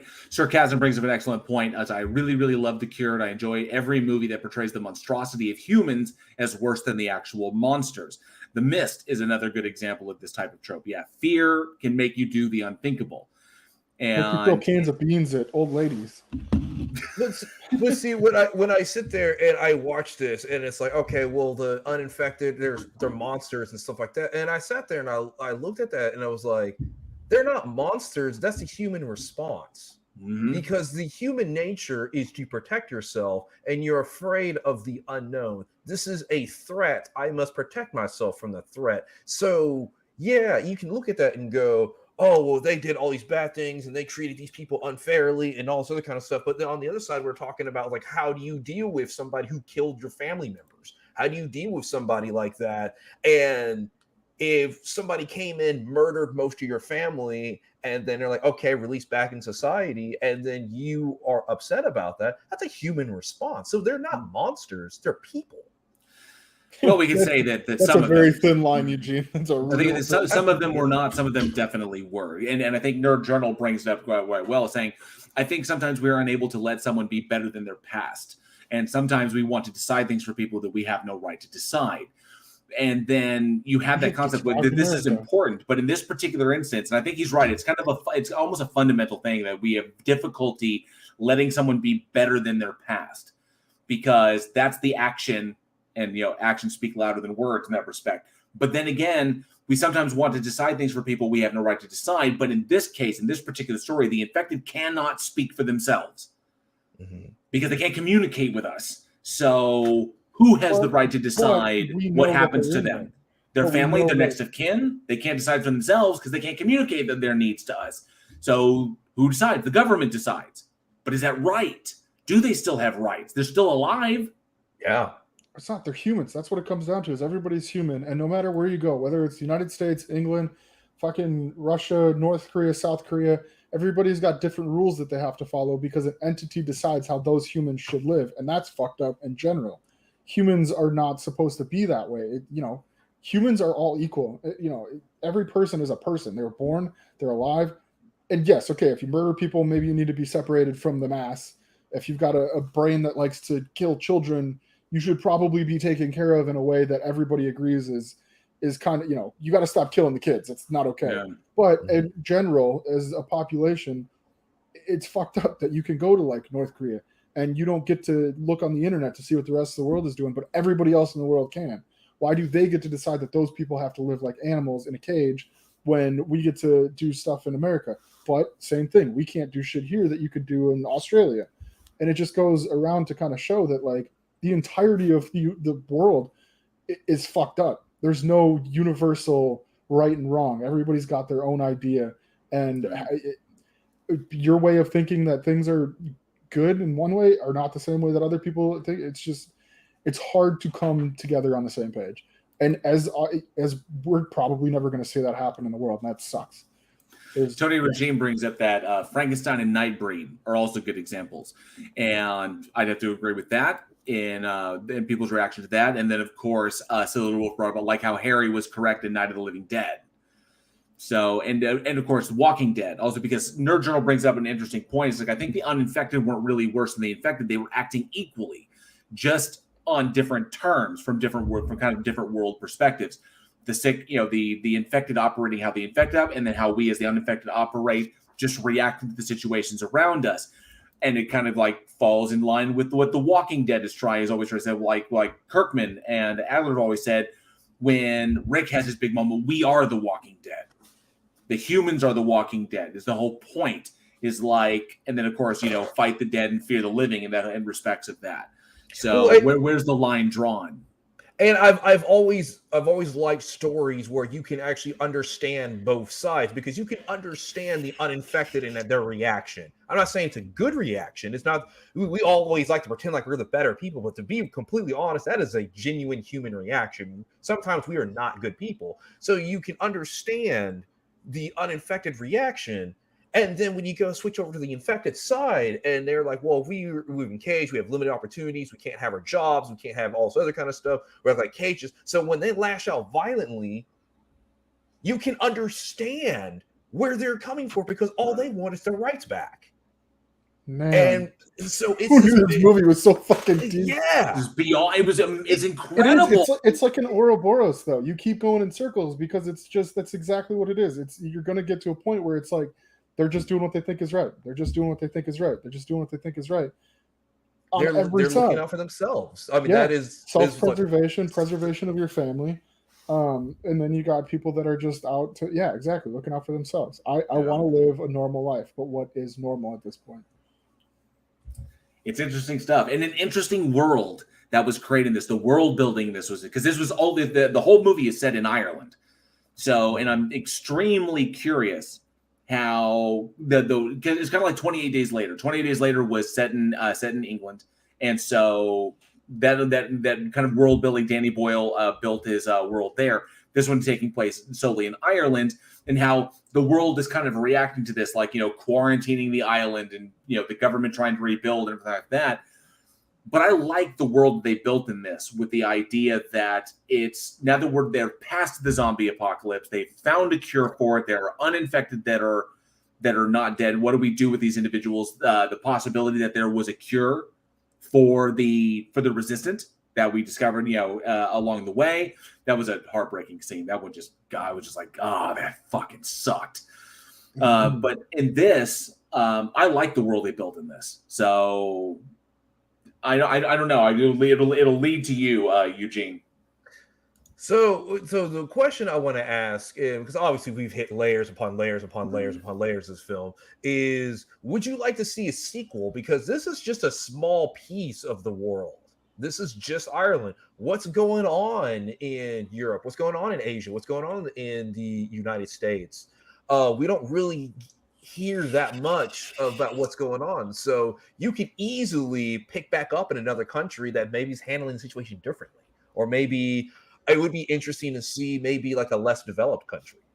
Like how would maybe an African nation deal with this, a third world country deal with this, where they don't have maybe the same resources that they do in Ireland or United States. So I think you can really dive even deeper into this. But let us know in the comments below, or email us at weekinhorror@gmail.com. Would you like to see a sequel to this film? That's kind of crazy to think about because of the recent developments. There's third world countries that didn't get or can't get, let's just keep it relevant to the movie, can't get the cures fast, but they know that the zombies have thoughts and feelings, and they're in there, and they have to try to contain it they have to look at it in a different almost non-lethal manner. It's no longer about just putting people down now. Right. But that's I don't know. See that? All the legal implications of doing that. If a cure is available, but the cure hasn't reached you yet, what does the government do in regards to trying to contain a zombie virus, knowing that there could be legal ramifications for just like executing zombies when those people could have been cured and given their lives back? There you go. But at the same time, you have the right to defend yourself. But then you also don't know who's resistant and who is not. So it's like maybe we got to touch on a sequel here. See, I think I would dig it. While the idea is interesting, I actually think there shouldn't be one. That this one should be contained, because I would fear something like Train to Busan Peninsula, because Train to Busan was brilliantly done. Love that episode of the movie, but Peninsula did not work at all. They just tried to double down on everything that worked, and it came out. It was lackluster. It fell flat. So I think a story like this is important for the position it puts the audience in. And it doesn't need to be retold, doesn't need to be expanded upon. There doesn't need to be a greater world. As much as I love the world this exists in, I don't think it's necessary. I think it could pretty much be one story. I I like the concept, and that's why I wouldn't mind a sequel. Like, I wouldn't want to follow. I think these characters are done, and Ireland can be done. But I would like to see maybe another country that's handling it differently with all new characters, and maybe, like you said, they know the cure's out there, but say they don't have access to it yet. And it's like we talk about the legal ramifications, but at the same time, you have the right to defend yourself. So yeah, there could be a cure out there, but when you have one of these zombies running at you at full speed, are you willing to die for that philosophy? Right. On top of that, so I think you really bring in some more interesting choice, really dive into the philosophy of not only how do you treat these people, but now it's like, can these people be cured? Obviously 25% is not, and it's like, but you're still trying to protect yourself. Do you still kill them to protect yourself knowing a cure is out there? That's an interesting question. Nerd Journal says it doesn't need a sequel, but a new standalone movie that explores the politics surrounding zombie outbreaks would be fun. I think that could be. It could be interesting to look at it from that perspective. Awesome. Yeah. All right. Well, Alex, we have one movie left. We do. Definitely nowhere near as deep as that one. No, there's no depth to this motherfucker. There's no depth to this motherfucker at all. This one's pretty superficial. God. All right. Let's talk about Cursed. Came out February 25th, 2005. This movie was directed by Wes Craven, written by Kevin Williamson, starring Christina Ricci, Jesse Eisenberg, Portia de Rossi, Maya, Shannon Elizabeth, Christina Anipu, and Daniel Mora. And this movie pretty much follows like three young adults that get kind of mauled by a werewolf and have to find a way to kill said werewolf in order to not churn on the next full moon, just like the story we've heard 3,000 times before. The only good thing about this one was Christina Ricci. Oh, I gotta tell you, and I just because I've seen the movie a number of times, but I wanted it to be fresh in my mind, so I sat down and I watched it before the show tonight. I just threw it on. I was like, okay, I gotta watch this. I gotta go through this again, and it's even worse than I remembered. Despite the fact, Christina Ricci. I love Christina Ricci. She's an awesome actress. She's profoundly talented. I love her in Yellow Jackets. It's the current show that she's doing. So I love what she's doing. And of course, got a host of other people. Jesse Eisenberg, a baby-faced Jesse Eisenberg, so young. He's like Jesse Eisenberg in this. And of course, Shannon Elizabeth. Maya, whatever happened to her? Not 100% sure, but we got to throw an obligatory singer in here. Just like Freddy versus Maya. Wait a second. When was just like Freddy versus Jason? We got to throw Kelly Rowland's in there because we got obligatory singers trying to transition into acting. But then of course, Scott fucking Baio's. It's Scott Baio's in this bad boy, and then of course Joshua Jackson from Dawson's Creek. So you get the the Miramax treatment because this was Kevin Williamson and Wes Craven, the dynamic duo that created Scream, and then here they are doing attacking the werewolf trope. Man, oh man, is this not an example of how to fail with every opportunity on the plate? Wes Craven directing, Kevin Williamson writing, Christina Ricci headlining, a host of talented actors who we've seen in amazing stuff. Jesse Eisenberg, Social Network, Joshua Jackson, in Fringe is one of his best roles, I think, but Joshua Jackson's just a namesake. You got all kinds of people all throughout this bad boy. And what? Why? Just, I don't know. I tell you, no, go ahead. I was gonna say the one thing that aggravated me the most on this, that just was so obnoxious, was just the fucking editing. The editing on this was atrocious and could have been. I mean, and it was just fucked up. Is that it's not like it was shot bad. It's Wes Craven. Wes Craven knows how to shoot a movie. Okay, and you can see a lot of element. I mean, like stuff that worked in Scream, they tried to do here. Fucking Miramax. Fucking Miramax. They're not even trying anymore. I hear Shannon Doherty from Jay and Silent Bob Strike Back. I hear that it's like fucking Miramax. But that's pretty much what it was. And you could see they had moments where it could have been really, really good, where they could have really set something up. But then I guess there was a formula that worked for Scream, but that's a slasher film. This is a werewolf movie. They don't play the same. Well, so on top of that, it's like, oh, well, I want to Scream. Well, first of all, this is 9 years after Scream. The timing is off. One of the things that was really big about Scream was the timing. If Scream came out 10 years earlier and 2 years later, it wouldn't have had the same impact. And second of all, the werewolf genre is not nearly as big and as complete as a slasher genre because we have these iconic characters in these long-running franchises and everybody knows about them versus werewolf film where you have kind of a lot of one-ups. So it's like, oh, I like The Howling. I like I like The Howling. That's not really a franchise. Yeah, do you like American Werewolf in London? And then you have American Werewolf in Paris, so technically it's a franchise, but we just focus on the American Werewolf in London. You have just these little spots here and there, but it's not a complete enough genre to be able to be like, oh, this can be the next Scream. I think Johnny's in like this. Maybe they wanted a slasher werewolf film, which is dumb. I get genre blending. I get trying to take the bed, but I think in this particular one, and I did hear things. Well, it can't really be confirmed. See, Underworld is different. Johnny brings up Underworld. Underworld is different because Underworld pretty much stole from World of Darkness. World of Darkness is a tabletop RPG system. Vampire the Masquerade, Werewolf the Apocalypse, and all that. They pretty much stole from that and they made a movie about it, which is why they got sued by White Wolf and they lost because they were calling, was it Scott Speedman? No, who was that actor? I can't remember what that actor's name is, but the guy who becomes the Abomination at the end. Yeah, it's Scott Speedman. Scott Speedman, yeah. So in that, they legit stole from White Wolf, and White Wolf sued them, and then they won. So that's what that was. That's why that worked, is because it was already an established IP that blended these things together. Not to mention Universal Monsters, Werewolf, Dracula, shit like that. But in this particular one, the slasher genre has notes that it has to hit. When you're making a slasher movie, there is a slasher formula. While you don't want to be too formulaic, there are beats that you must strike in there. Otherwise, it's not a slasher movie.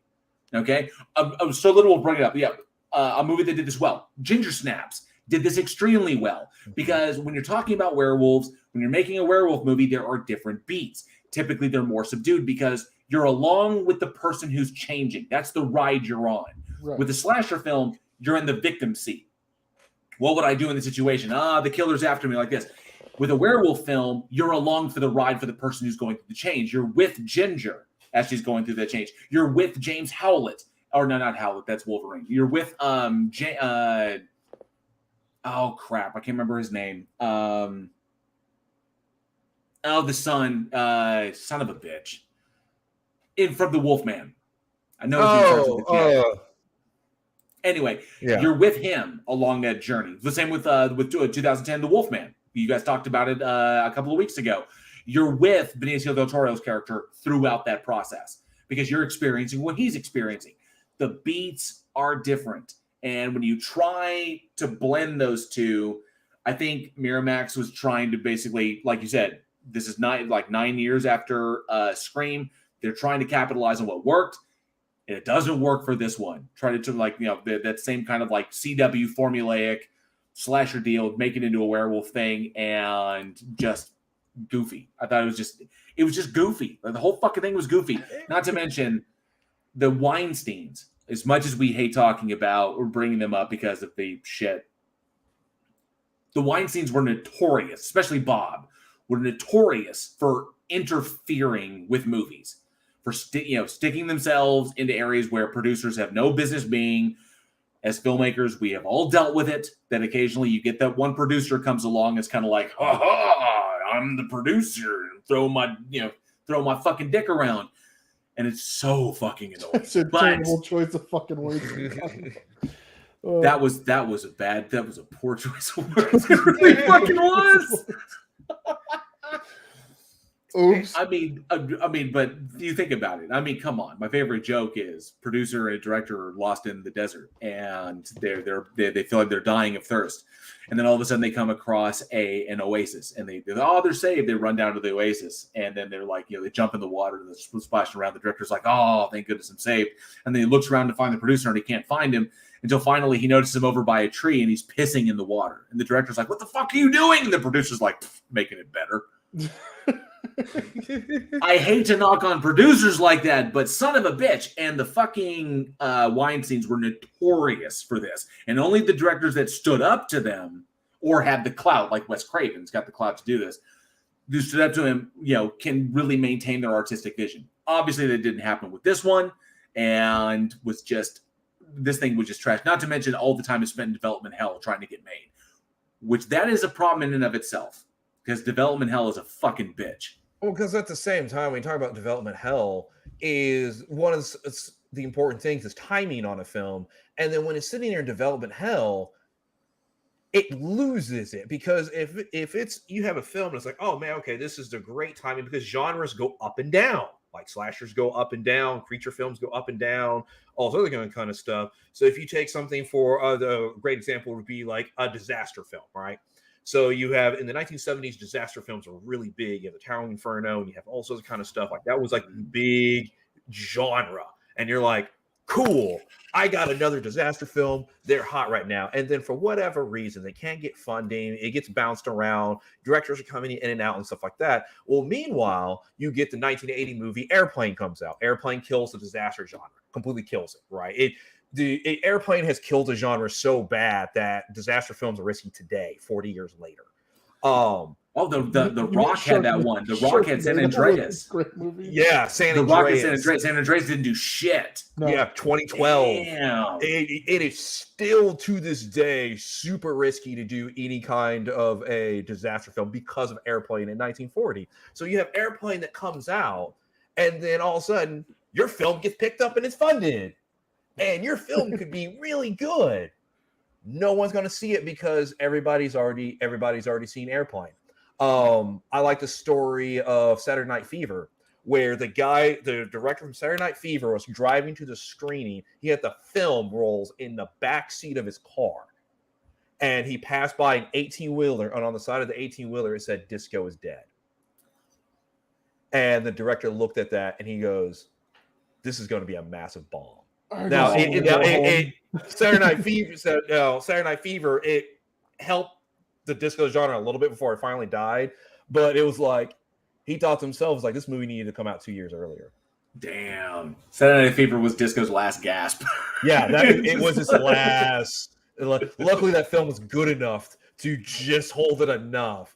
But you have this development hell, and then a lot of times when these films finally come out, they're shells of what they really are. You think of the Dark Tower series that spent 20, 30 years in development hell.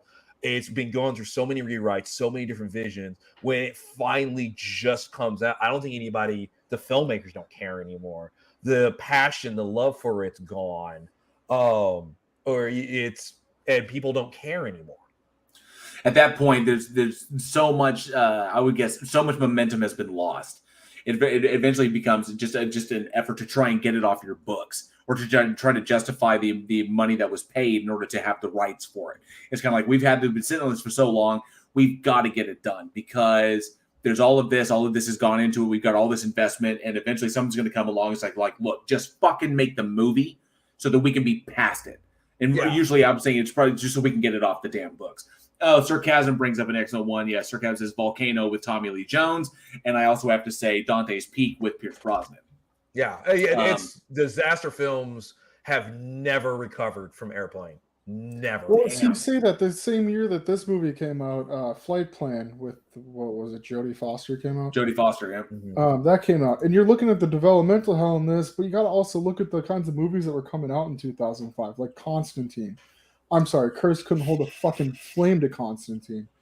You got just... Holy shit, is Constantine that fucking old? Yeah, dude, it's... What the fuck? Yep. But you had these genre, Oh, God, came out in 99? Yeah. Yeah. Oh, I'm sold. You had shit like Hitchhiker's Guide to the Galaxy coming out this year. You had to hold a flame to some major, like the Chronicles of Narnia, fucking Wedding Crashers, Sin City, and then you got this. You could have done it. They could have done it. I've seen it a couple of times in the chat. This movie could have been good, but there's too many people with their fucking hands in the pot, and everybody was like, "I want to make money on this, so I think it should go this way," and it just fucking flopped. I think the worst thing that hurt. Well, like I said before, there was something that could have been done well with this movie, but like I was looking at it here. The film, languished in development hell for years. And I think it was originally planned for 2003, and then just got shelved. Was sat there, and then of course the Weinsteins kept asking for reshoots, changes to the plot. They rated the movie to give it a PG-13 rating instead of a rated R, and then they fired Rick Baker. Why you do that, I have no idea. Like I said, this is an example of producers fucking with your shit. They fire Rick Baker, legendary special effects, artist Rick Baker, to make CGI werewolves. Yeah, how does CGI looks terrible. WTF? And it is WTF, terrible. Gary. God, WTF? it's just so much. It's the fucking choppy cuts, like you were talking about the editing. Bad just editing. The fucking. It was like almost whiplash. Sometimes it would be like scene, cut, scene, cut, scene, cut, scene. I could tell it was bad editing. I could tell that it was bad editing from the way, just from like, I fired it up and didn't realize it at first when first watching this. You could tell it was bad editing the way they did the opening credits. Yeah. The way the names were popping up in the deal. It was kind of like, why would you? Like it's PowerPoint. It was just like blink. It was like, who fucking timed this shit? It did, yeah. And there were some names that stayed up longer than others, and it was like, yeah, no, it was garbage all the way around. And it's such a shame because Wes Craven, obviously, legendary Wes Craven, he wasn't happy with the movie when the way it came out. No doubt. Someone like Wes Craven, obviously, there was way too much interference on this one. It's possible that he was contractually owed a movie. I don't 100% know, but they did it. It was out there, and I think it's a great example of you've got everything on your plate. It's like you have everything. You got the money, you got the distribution, you've got the studio power behind you, you've got the names attached, you got the talent attached, the writer attached, the director attached, everything, and you're shooting on location in Los Angeles. You got all of these hallmarks. You got everything working for you from Mulholland Drive to fucking Hollywood Boulevard. You can't beat production value like that. You got everything going for you, and you still managed to fuck it up. I don't understand how this happened. That's what's fun. It's just so twisted because I can see moments where I can see, I can see what Wes was trying to do. Oh, nope. There's the Weinsteins fucking with shit right there. It's just a classic, like, people that don't know what the fuck they're doing in an industry they don't belong in. It shows you that money doesn't make you good at anything. I think also safe choices.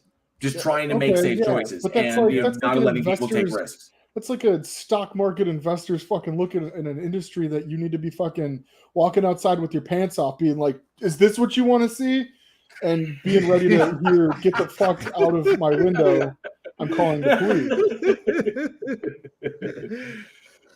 Oh man, of course, and like it was Sir Little Wolf said in the chat, this movie, all this movie really made me want to do was, number one, it taught me always recognize the opportunities you have. When you're making a movie, you're going to come across opportunities. Recognize them for what they are and maximize them so you don't like lose any potential. That's an important thing. But also, it just made me want to watch other werewolf movies like Dog Soldiers, Ginger Snaps, hell, even Benicio del Toro, even The Wolfman, because at least those practical effects were amazing. That was brilliant. There's a little bit of CGI. Even better than this. The Howling, American Werewolf in London, all of that stuff. That's a fucking Late Phases. That's how you do werewolf movies. Full Moon. So many good ones out there. Fuck, go all the way back to the fucking 30s. Lon Chaney Jr. Watch The Wolfman. That's how you do that stuff. Really good stuff. I mean, that's all it really made me want to do was just go back and watch really good stuff to kind of like get the taste of this one out of my mouth. Just like, ugh. But fucking Miramax. Fucking Miramax. Fucking Miramax. You're not even trying anymore. A goddamn monkey, Wes? What? The polls say people love monkeys. We love this monkey. Oh shit, that reminds me. I gotta send you a picture. Remember you were talking about the giving a monkey a nuke thing? Yeah. I put something together. I'll show you. Anyways, let me ask the audience this real quick. And I know we've talked about a ton of werewolf movies, and I kind of want to change up the audience CTA here a little bit, just to kind of narrow it down to not just going back to the same thing we always do. So let me ask the audience, what is your favorite werewolf movie 2000 and later, post 1999? Because there are a ton, and they did them so well. You know, fucking The Howling. I mean, everybody could just be like, yeah, it's The Howling, or it's American Werewolf. Yeah, those two. Yeah. So you got to take the more modern werewolf. What has been the best werewolf movie since 2000? I'm actually going to say late phases. I say 1990 and later because Ginger Snaps is in there, and that could be Travis Brown right off the bat. I'm gonna go straight Dog Soldiers. You get that military-esque werewolf battle it out. It's like the Aliens in Alien franchise. We still need to get a fucking sequel to that movie. I know there's been a sequel that's been like rumored for forever. Yeah, there definitely needs to be a sequel to that one. Plot hole, you get out of here with that wolf bullshit. Get the fuck out of here with that. I love Jack Nicholson. I love me some Michelle Pfeiffer and some James Spader. I love all three of them, but get the fuck out of here with that wolf bullshit. I mean, because you got to look at stuff like Late Phases, or what do they call it here? Night of the Wolf. Stuff that kind of is behind the scenes, but more modern.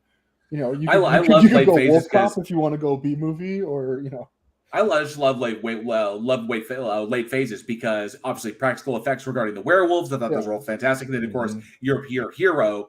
What the Twilight New Moon? You take those like overgrown CGI puppies, you chuck those in the goddamn chipper. Thank you, Tony Regime, for some Dog Soldiers love right there. But I'm telling you, I love late phases because the werewolves are practical effects. I love the transformation scene. The 360 camera, I thought it was brilliant. I thought it was well done. And then you get the guy's reaction to what was going on. I love that. But also, I love the protagonist. Nick D'Amici is fantastic. I love him in everything that he does. The blind war veteran going to town, I was like, fucking A. It was like, that dude was no nonsense. I thoroughly believe that man had seen the shit. Oh, there's werewolves? Fucking kill them all. But you can't see it. You can't see it. It don't fucking matter. I'm gonna kill it. I just love that. Using I know it's a shovel, but what's the name of that? The collapsible shovel that they the E-tool. Okay, the E-tool. Just using that as a cane. What dude? The dude was a legend. Okay. And it was just it's such an under the radar werewolf movie, but so fantastic. Full Moon was also good. Because it had good practical effects, good werewolf when the light wasn't directly on it. Right. Because when the light was on it, not so great. But nonetheless, that one, the dog was the kick ass in that movie. That's why I love that. But yeah, I got to go with Late Phases. Yeah, Late Phases is good. When Animals Dream was a good one too. If you haven't seen that. Okay. Well, fuck. I mean, people are only still here. Actually, this was a good episode. The Cure really dove deep, so that was a lot of fun. But we got trivia for us to give away, don't we? We do. We have a trivia question. This is I'm looking for we're giving away a Week in Horror hoodie because it's still a little chilly out there for some of our fans, and I love those Week in Horror hoodies. It's hot as fuck out here. Week in Horror hoodie is absolutely amazing. It has this artwork on the back. This is the artwork that Josh Olsen did from our. Plot hole. I don't know what you would say. I'll let that go. I don't know what it was. I probably missed it. It's probably a good thing. Yeah. So, Week in Horror limited edition artwork number 1. This was the first piece of artwork that Josh Olsen ever did for us, and I'm going to be putting this bad boy on our Week in Horror official hoodie. So, giving away a hoodie from the store for the first person who gets this. Oh, Aaron Reese says the hoodies are seriously warm and comfy. They're so well done. They're so good. So we're giving away. Yep, same artwork as on the pint glass. You got it, Jinju. So we're giving away this bad boy. I'm going to pop over real quick to the live stream on YouTube to make sure that I get this because sometimes there's a lag. I want to make sure. Sarcasm would like to remind us the hoodies run small. Order a bigger size than usual. Good advice. If they do run a little bit small, order one size up if you happen to be the winner. So let's go ahead. I'm going to jump over to the live show. And I just There jumped over we to go. YouTube. My camera's trash. And let me make sure I'm on live chat, not top chat. Sure, I'm on live chat. There we go. Okay. Oh, Chris Durham with a guess already. Chris Durham says trivia answer: Alistair Cook in British Boredom Kills the Mob. One day, my friend. One day. Might not be too far off. No. Here we go. The trivia question for tonight. I think that's cute, plot hole. Very cute. Very cute, Johnny. Very cute. So, the legendary Rutger Hauer made his first American film appearance across from Sylvester Stallone in what neo-noir crime thriller? We'll ask it again. What the legendary Rutger Hauer made his first American film appearance across from Sylvester Stallone in what neo-noir crime thriller? First answer in the live chat wins a Week in Horror official hoodie. Mm-hmm. Let's see. Get those Google fingers going. Yes, we're aware you know the answer, Johnny. Oh, man, that was quick. Wow. Boom. Jordan. Good. Nice. Damn. He knew that was all caps. He knew that shit immediately. He knew it right off the bat. And the George said takes home the Week in Horror official hoodie. So remember, let us know what size you want. Just let us know. We could probably add a size to it because they apparently they come out a little bit small. But yes, the answer is Nighthawks. Nighthawks was Rutger Hauer's first American film performance, and he was in that across from Sylvester Stallone. What are some of the other ones that we got in here? So Jinju says, "Stop or my mom will shoot." Although that was a funny ass movie. And there's a story behind there about how Arnold Schwarzenegger fucked over Sylvester Stallone for that. I think it's hilarious. They were still mad at each other when the Expendables came out for that. Bottle says, Copland. That's hilarious. Travis Brown says, Rocky 3.5. Aaron says, The Party at Kitty and Studs. That's hilarious. All right. Week in Horror hoodie. Going out to, and the George said, make sure I write that down. Good, fantastic. We will get that printed out and out to you ASAP. ASAP. I can't talk. Blah, blah, blah, blah. So congratulations once again. Sir Kevin says, I'm not answering until the 5th limited edition tee comes out. I think he has one of all. Yeah, I actually think he has them all. I think he does, yeah. So congratulations, Jordan. We'll get that out to you ASAP. All right. And that will bring another episode of Week in Horror to a close. Thank you all so much for listening, and we truly hope you enjoyed the show. Join us next week when we look back at all 16 entries in the wildly captivating, sexploitative, and gory balls-to-the-wall insanity that is the Witchcraft franchise. I can't believe we're going to talk about this fucking thing. We got to get it out of the way. I can't. I'm just like, yes. Watch us just go over all 16 of them in excruciating detail for 7 hours. I chose this. That's what we got next week. This is your fault. It is so my fault. Blame you. And we'd like to send a special shout out to all of our amazing Patreons who continue to help us make Week in Horror the incredible success it has become. Thank you all so much. Be sure to stop by Joshua Olsen's store, www.badsamurai.store. He does all of our amazing artwork for the show, and his designs are incredible. For more horror fun, be sure to follow us on the socials, or you'll get the daily splatter right to your feed. And at Digital Darkness, our new gaming channel hosted by Alien X Gaming. Please comment, like, subscribe, and smash that bell as if you're someone's #1 fan for all the latest updates from the show. Those interactions really help us appease the insatiable hunger of our dark god algorithm. And lastly, if you love what we do here and you would like to and are able to support our production, you can through our Patreon. We have tiers as low as $1. That's cheaper than a Walmart bin Yui Bowl film. Higher tiers get early and special access to After Dark or After Dark access, bonus content, monthly horror movies, and can even join us as special judges for our Bloodbath debate, which we have one coming up soon. So definitely get in so you can help judge that. But if Patreon is not your modus operandi, you can always support us directly through our PayPal. Links to everything, including our Discord community, where you can find film recommendations, trailers, trivia games, horror watch parties, and even interact directly with us, are in the description. As always, sharing this show with your fans and your local horror community is the absolute best way to help us further our goals of global horror domination.